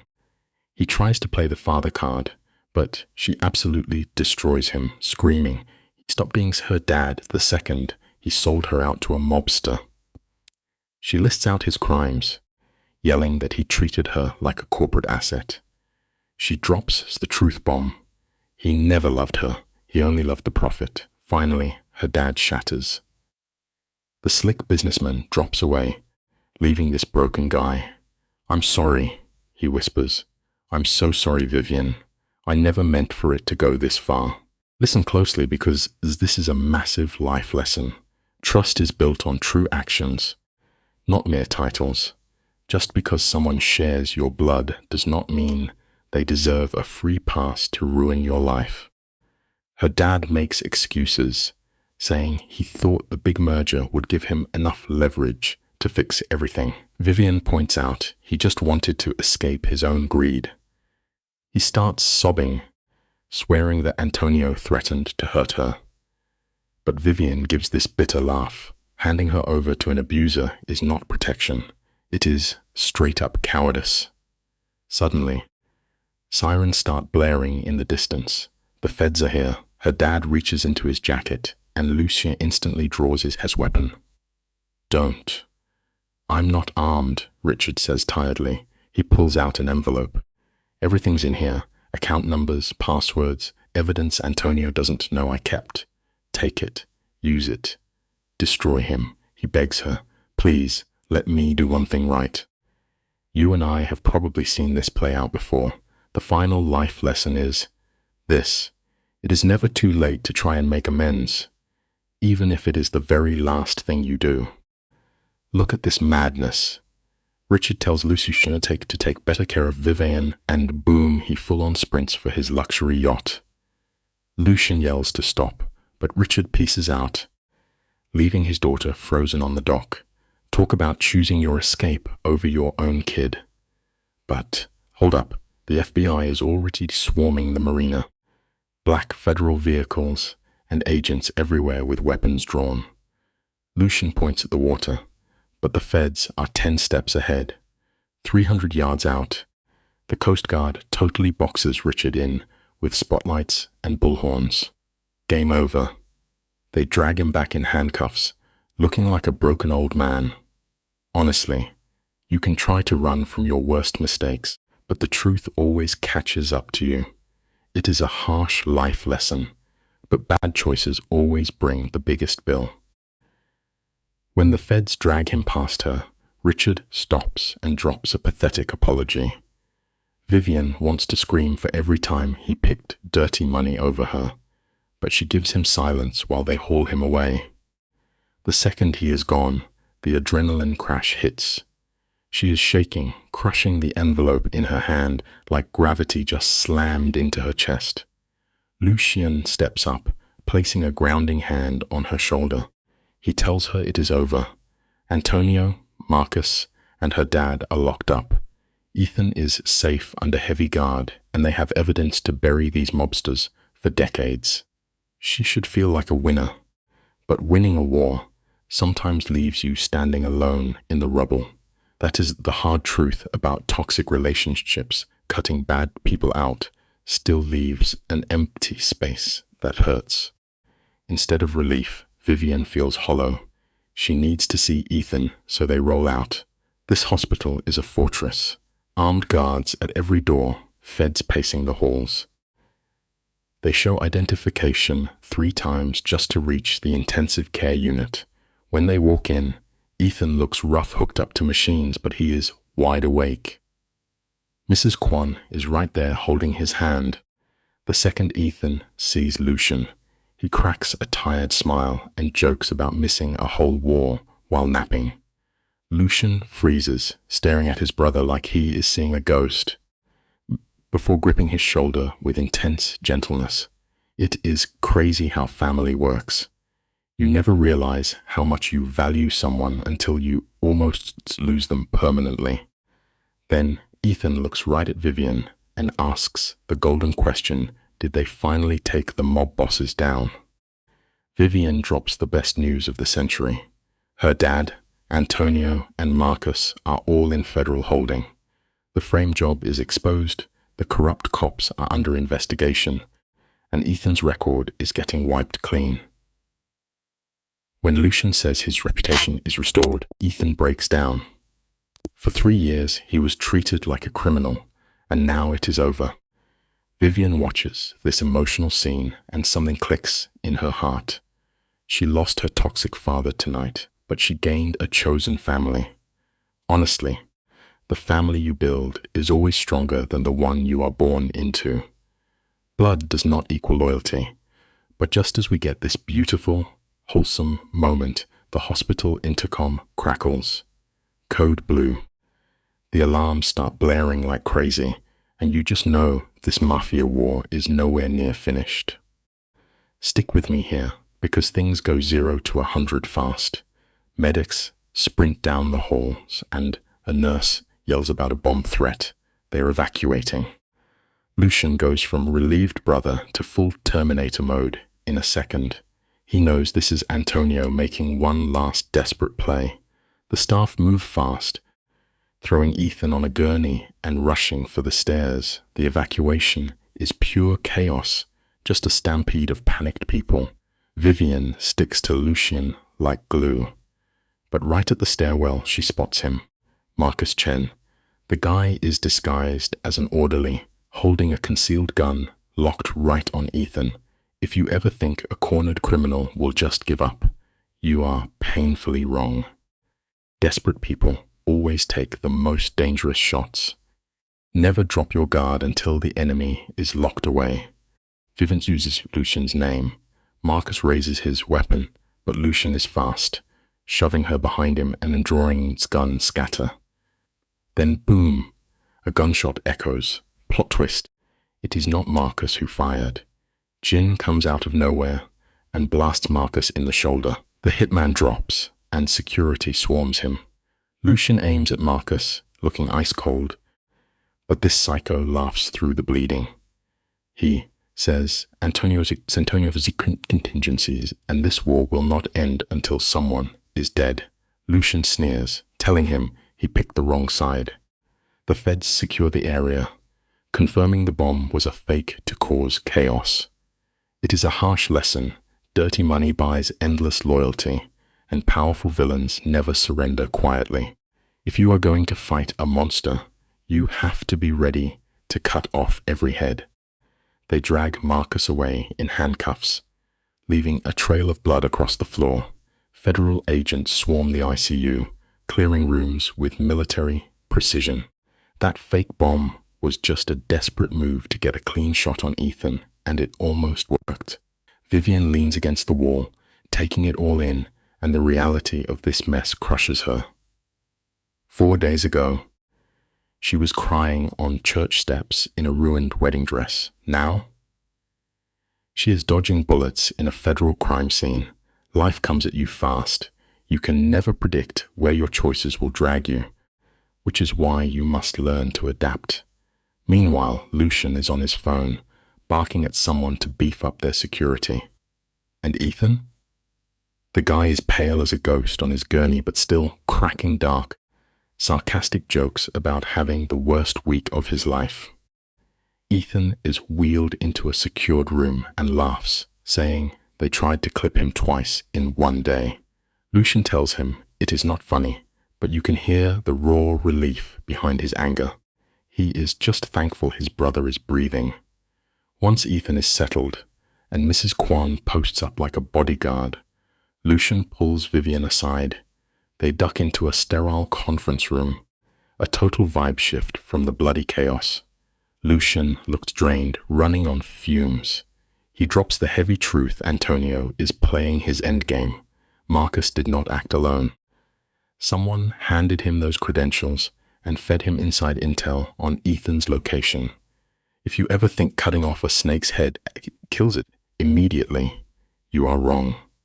The venomous reflexes still kick. Antonio clearly still has dangerous pawns operating on the outside. Antonio knows he is going down, so he is burning the house down, targeting witnesses. Vivian asks what they can do. Lucian's voice goes flat. He says they end it. No half measures, zero mercy. Vivian argues they should trust the law, but Lucian shuts that down. The system almost got his brother killed twice today. He is done playing nice. His plan? He is going straight into federal holding to handle Antonio personally. Vivian says he cannot walk into a prison, but Lucian hits her with a cold, "Watch me." He is cashing in every favor he has. By morning, he gets 30 minutes alone with Antonio to teach him what happens when you cross his blood. Here is the lesson. Guys, when the official rules fail to protect your loved ones, sometimes you have to step into the dark and finish the fight yourself. Look at this, guys. Vivian is literally begging Lucian not to throw his entire life away.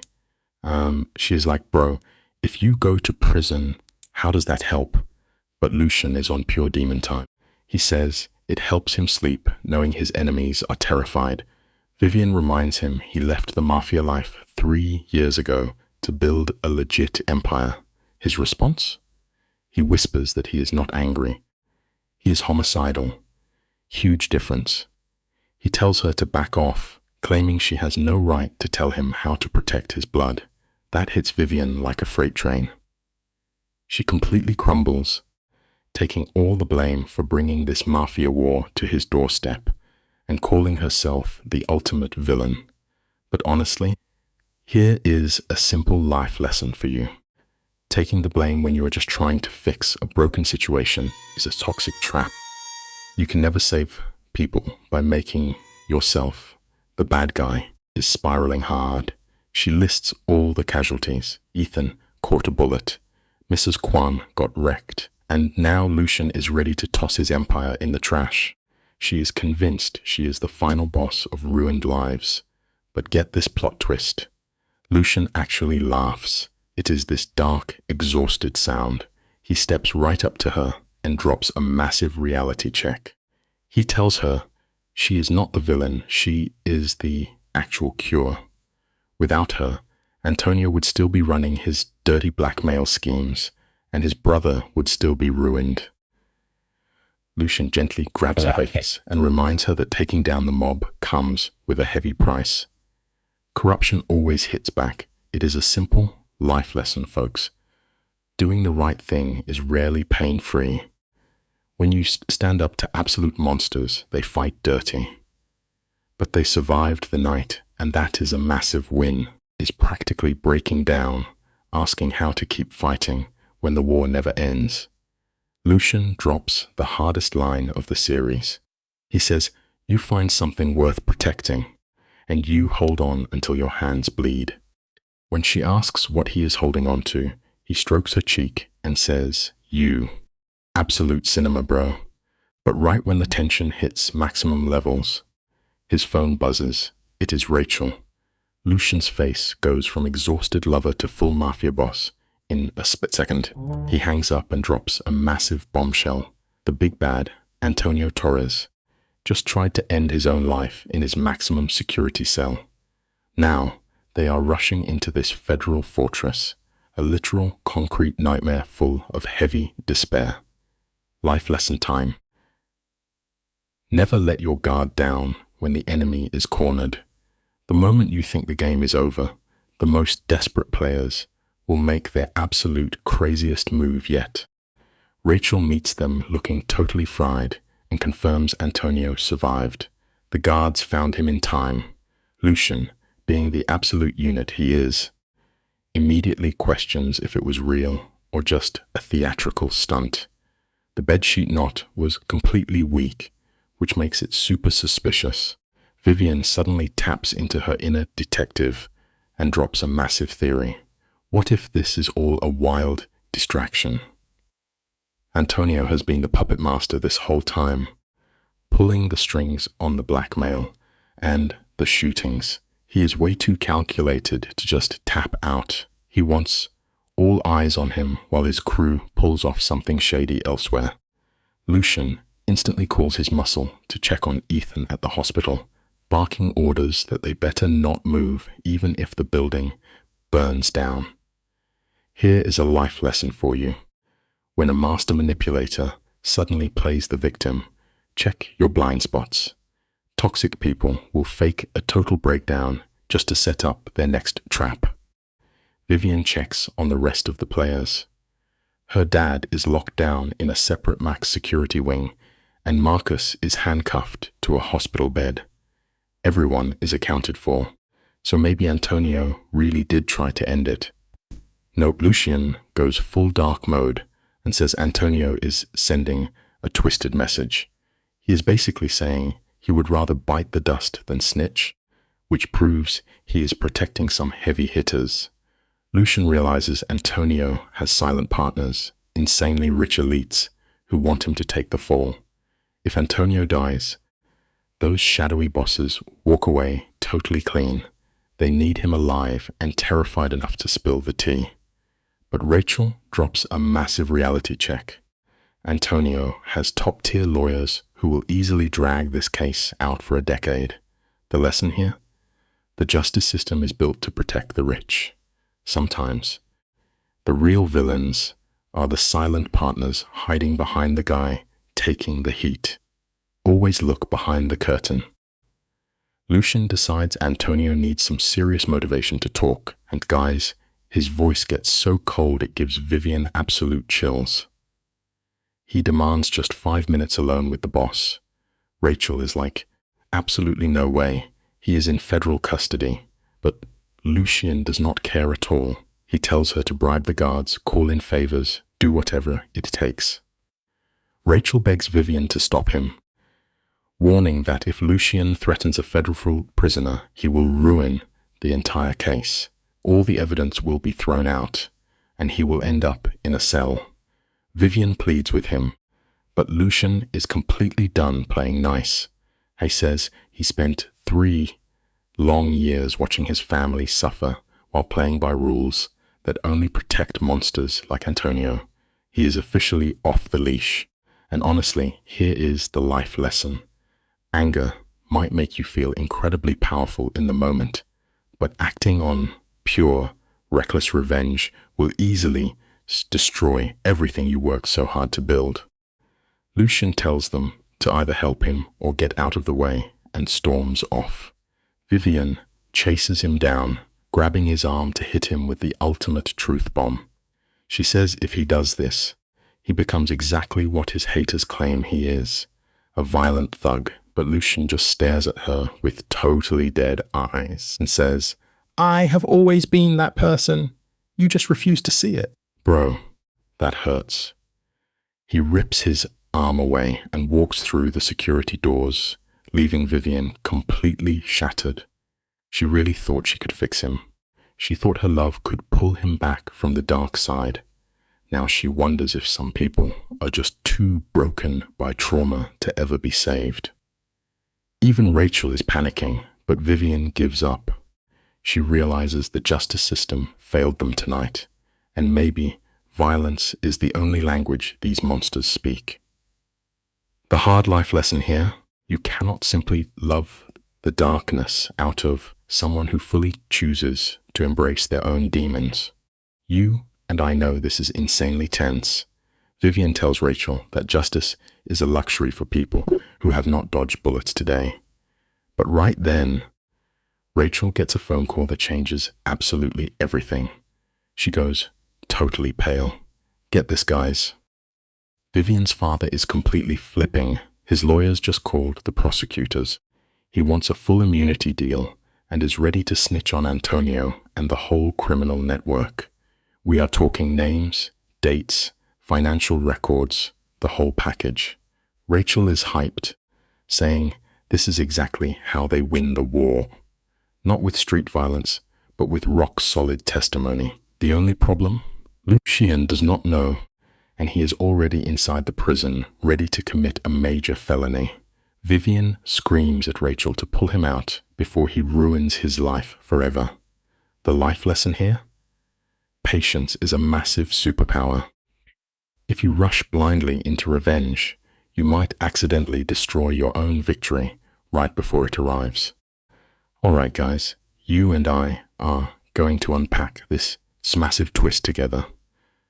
Vivian just straight up blows past the security checkpoint, flashing some bogus credentials that miraculously actually work. She finds Lucien literally about to catch a charge, arguing with a guard outside the medical wing.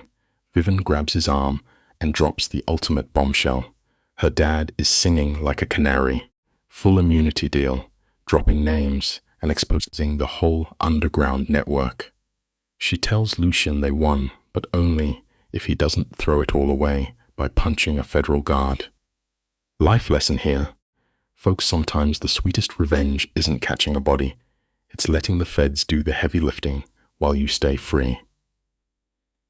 Rachel rolls up and confirms the dad is completely flipping. Boom. Rachel drops the stats, and the witness list is pure fire. Richard's testimony is going to drag down 7 other high rollers, including city councilman and a state senator. You can literally see the homicidal Mafia rage drain out of Lucien, replaced by pure exhaustion. He realizes it is finally over. No, he doesn't get to physically destroy Antonio, but staying out of a prison cell is the ultimate win. Rachel says the evidence is ironclad. Antonio is catching a decades-long sentence. Minimum. Then Vivian asks the heavy question. What happens to her dad? Witness protection.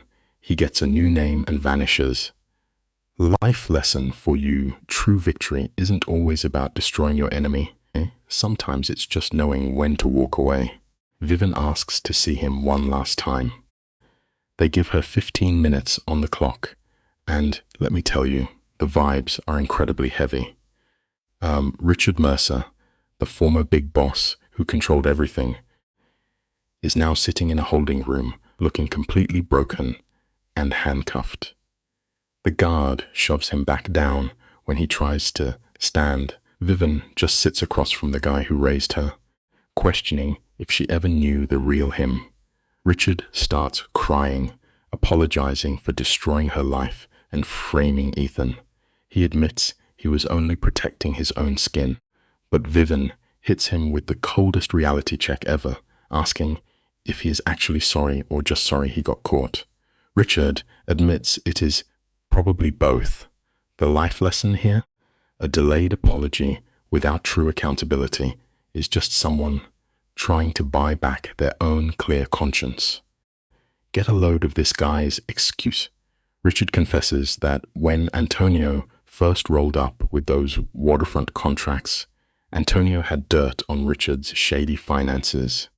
He basically blackmailed him into framing poor Ethan. Richard spent 3 solid years paying Antonio blood money just to keep things quiet. But wait, it gets worse. Vivian asks if her engagement to Damien was ever real. Richard folds, admitting it was literally just a business transaction to merge the crime families and get an advantage. And the absolute kicker? Richard knew Damien was hooking up with Vivian's sister for 6 whole months and did nothing. Here is a massive life lesson. For everyone's secrets are the most expensive debt you can carry, and they will inevitably bankrupt your soul when the bill finally comes due. The waterworks are fully flowing now. Richard is sobbing, confessing.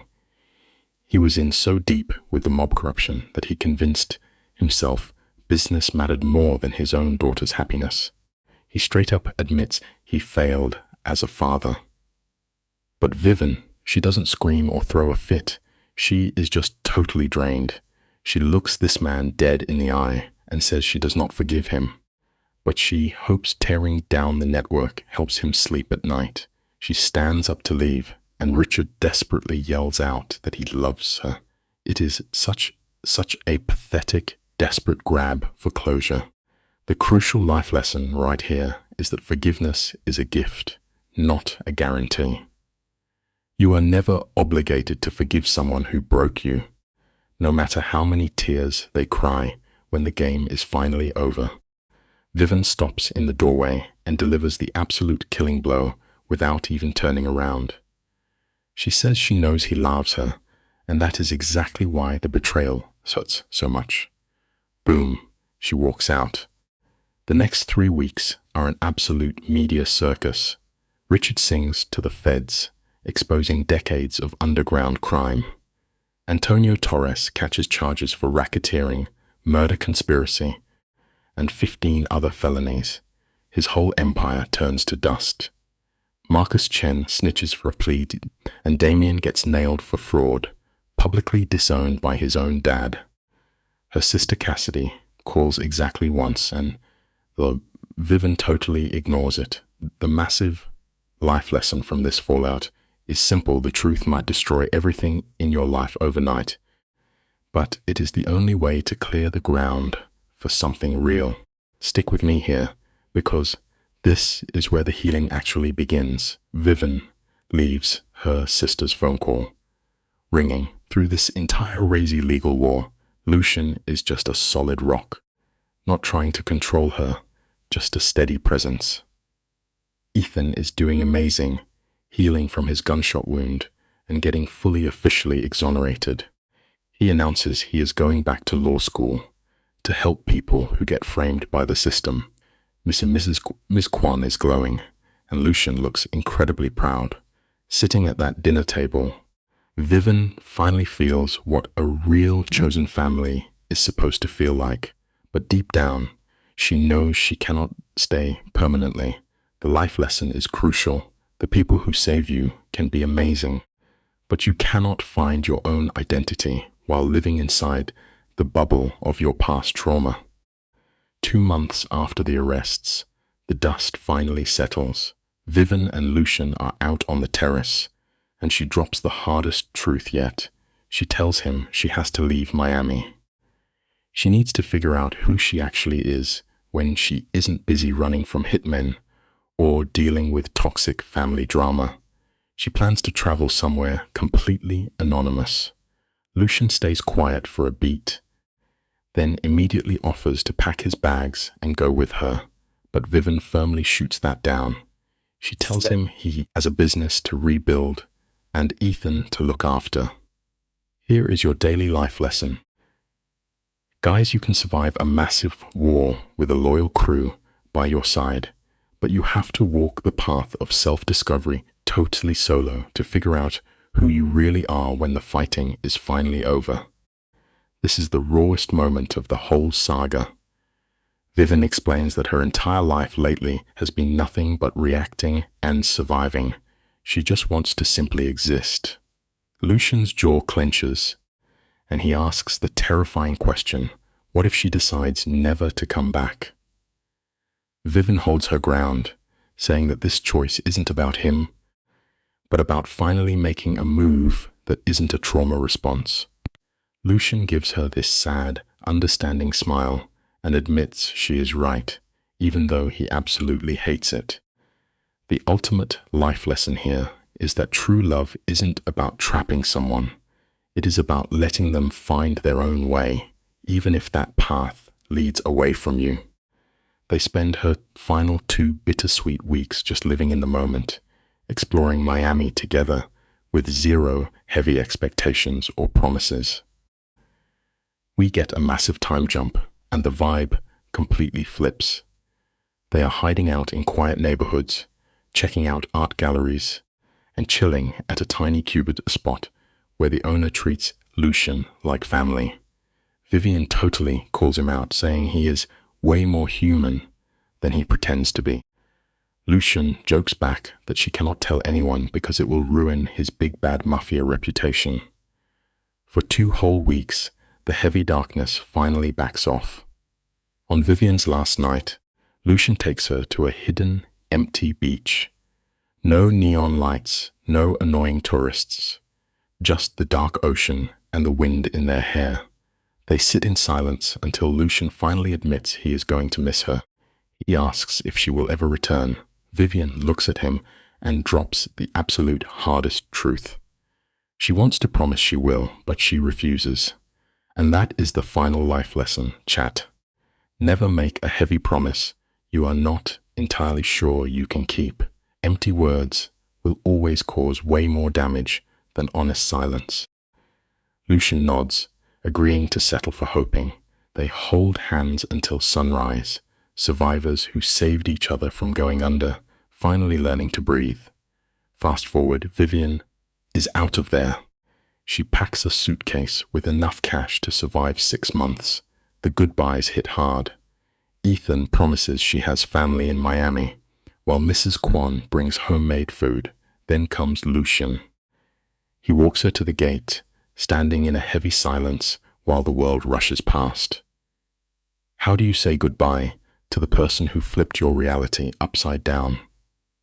Vivian thanks him for saving her, and he thanks her for trusting him. It is a beautiful truth that sometimes the absolute hardest part of healing from the past is having the sheer courage to finally walk away. Vivian laughs, admitting she trusted him when she should not have. She turns to leave, but Lucian catches her hand at the last second to drop a bombshell. If she ever figures herself out and wants something permanent, he will be waiting. Her throat tightens. She walks through security without looking back, knowing a single glance might make her stay. We jump ahead 6 months. Vivian is standing on a hillside in Tuscany watching the sunset. Her path has been insane. She hid out in Paris, slung coffee in Barcelona, and fell in love with Florence before landing in wine country. It teaches you a vital life lesson. Sometimes you have to leave your old world behind and step into the unknown just to discover who you are actually meant to be. Vivian is living a new life. She rented a vineyard cottage and jumped into the harvest season. The heavy labor grounds her in a way the Mafia chaos never could. Every night, she writes with the madness she survived. The scared girl from before is officially gone. Suddenly, her phone lights up. It is Lucian. We all knew this was coming. They kept it casual for 6 months, just making sure the other is alive. She answers, and they banter about how peaceful Italy is compared to the underworld. He mentions Ethan is crushing law school, and Mrs. Kwan is still pushing vegetables. Then a heavy pause hangs in the air. The ultimate lesson here. True connections never fade with distance. They simply wait for the exact right moment to finally pull you back in. Listen to this, guys. The big boss is on the phone telling Vivian they miss her enough to want her home. But our girl drops the absolute coldest reality check. She is completely done with the running, the fighting, and the survival mode. She is finally just existing, and she is amazing at it. Lucien is grinning through the phone because he knows this means she finally has her own agency. She wants to be with the people who matter, but absolutely not in Miami. That city has way too many ghosts. Looking out at that golden sunset, she realizes something huge. You and I have probably had to learn this the hard way, but sometimes the ultimate power move is simply walking away from the toxic environment that broke you in the first place. So instead of sliding back into the underworld, she hits him with an insane curveball. What would you say to Tuscany? She literally wants to buy an old busted vineyard, not for some wild revenge plot or a mob front, but to actually build something real. She tells him about waking up every single morning with zero fear and no targets on her back, and Lucien just drops 5 words that change the entire game. Send me the listing details.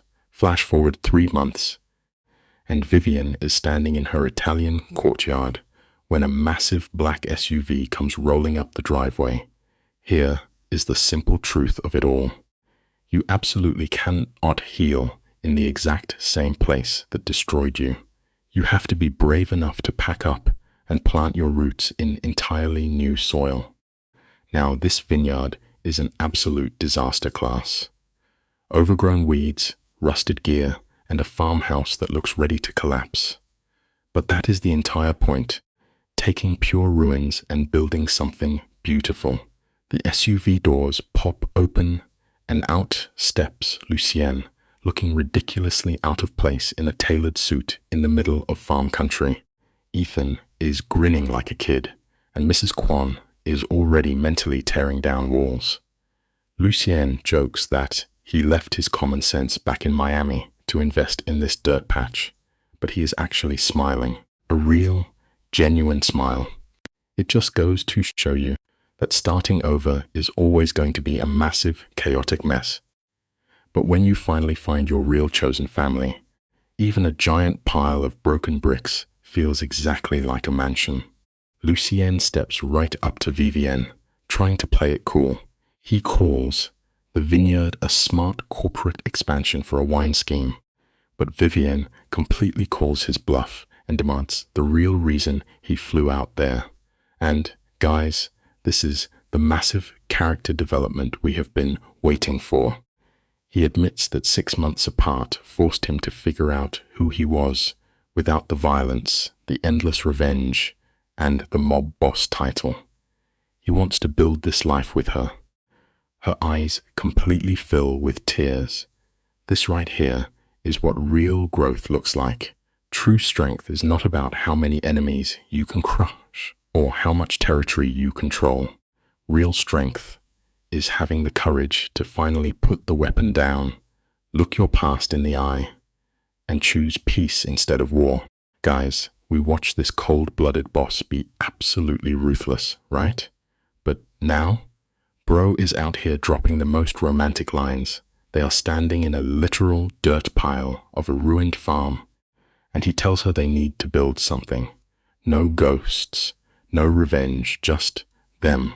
Vivienne is tearing up, warning him farming is brutal, and they will fight because they are both stubborn. But Lucien just pulls her in.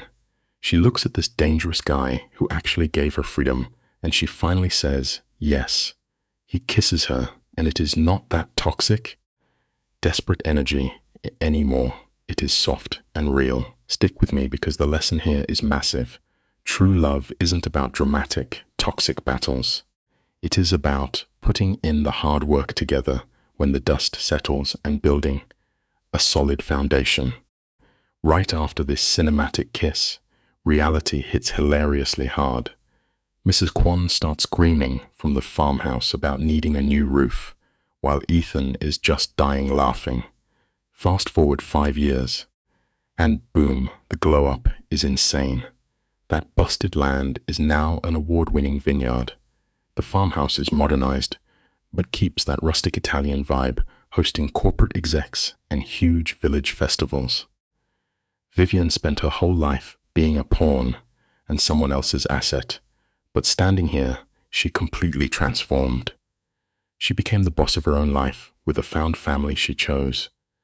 Listen, you can't always control the toxic environment you were raised in, but you absolutely have the power to step away, heal, and build your own empire from the exact ground up. Picture this. It is sunrise, and Vivienne is checking her grapes. Her hands are calloused, her Italian is fluent, and she is unrecognizable from that scared girl on the cathedral steps. Then, absolute chaos hits. Mom, breakfast is ready.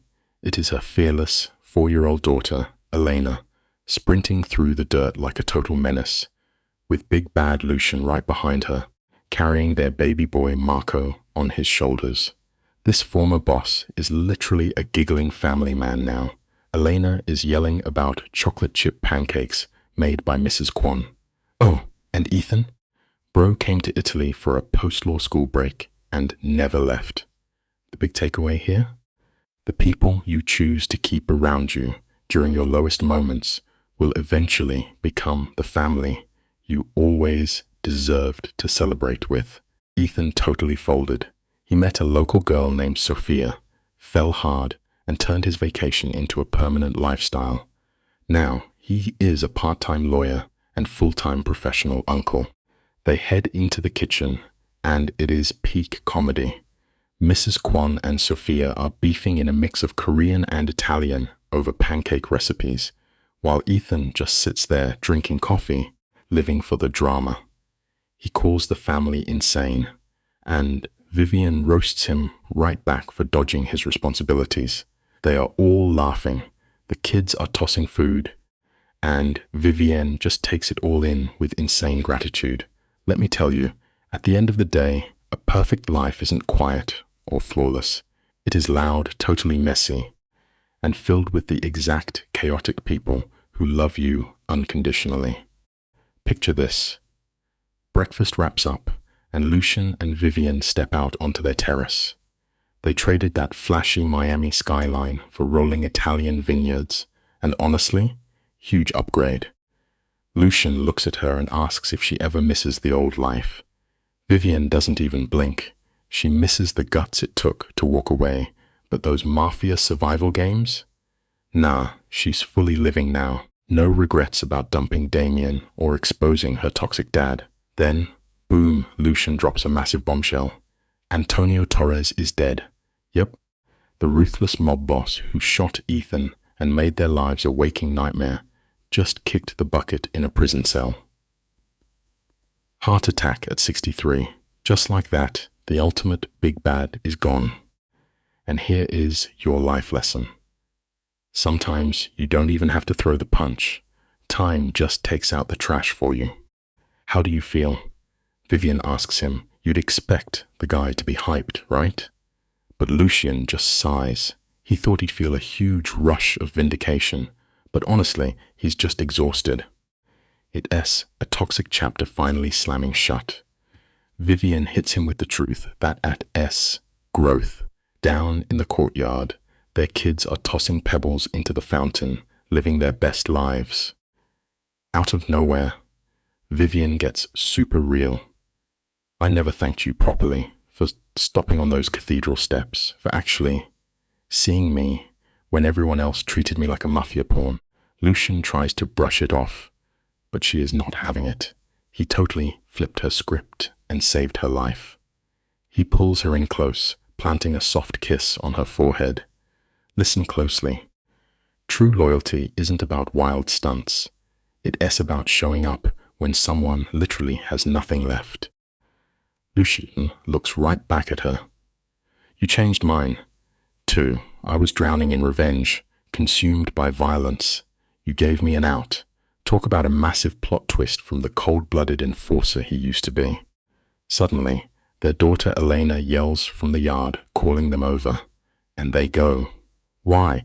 Because no more running from hit squads or chasing vendettas. Just pure, unbothered peace. Later that night, the kids are asleep, and it's just the two of them under the stars. Vivian asks the million-dollar question. Do you think the old me would be happy right now? Lucian doesn't sugarcoat it. He says the old her would be totally terrified because trusting someone is way scarier than fighting them. But she'd also be insanely proud. You want a life lesson? Anyone can survive a war. But it takes serious courage to drop your weapons and build something beautiful from the rubble. He grabs her hand, dropping absolute facts. Having faith that the world can be good takes way more strength than just throwing punches. Vivian squeezes back, asking when he got so deep. Probably when I bought a vineyard without knowing anything about wine, he jokes. Down in the valley, church bells start ringing. Vivian flashes back to 5 years ago. Picture this. She was completely broken, sitting in the freezing rain in a shredded wedding dress after the ultimate betrayal. She thought her story was over on those steps. Instead, she flipped the script, fought the mob, and built this life. That brutal, rock-bottom night was secretly the start of everything. And here is the ultimate lesson. Your absolute darkest moment might just be the hard reset you need to finally win. The stars finally come out over the Tuscan hills, lighting up the sky. The evening breeze is rustling through the grapevines. And for the first time in her crazy, chaotic life, Vivian Mercer isn't looking over her shoulder. She isn't plotting a massive revenge scheme. And she isn't running from some unhinged mafia boss. She is just living. After all the betrayals, the shootouts, and the insane mind games, she actually beat the system. She finally understands exactly what real peace feels like. It feels like home. Honestly, that's the biggest takeaway here. You can spend your whole life chasing power or settling scores, but the ultimate flex, the greatest revenge you can ever get on the people who tried to break you, it's just finding your peace and refusing to let them take it. One of the strongest lessons from Vivian Mercer's story is that self-respect must come before social approval, family expectations, financial convenience. At the beginning of the story, Vivian discovers that her fiancé, Damian Torres, has been betraying her with her own sister. The most painful part is not only the cheating itself, but the reaction of the people around her. Instead of protecting Vivian, both families expect her to continue with the wedding because the marriage is tied to a business merger. This shows a cruel reality. Sometimes people will ask someone like her to sacrifice their dignity in order to protect money, reputation, or family image. Vivian's decision to leave the cathedral is therefore not an emotional overreaction. It is a powerful act of self-respect. She refuses to stand at the altar and pretend that betrayal is acceptable. This is an important educational lesson for viewers. A person should never be forced to smile through humiliation just to make others comfortable. Respecting yourself may benefit people who benefited from your silence, but that disappointment is not your responsibility. Vivian's ruined dress becomes a symbol of freedom rather than failure. She loses the wedding, the approval of her family, and possibly her financial security. But she gains something more valuable, the right to say no. This story teaches that dignity is not negotiable. Relationships, marriages, and family obligations should be built on trust and respect, not pressure and profit. If a situation requires you to betray yourself in order to preserve appearances, then walking away may be the healthiest choice. Vivian's courage reminds viewers that being alone in truth is better than being surrounded by people who only value you when you obey.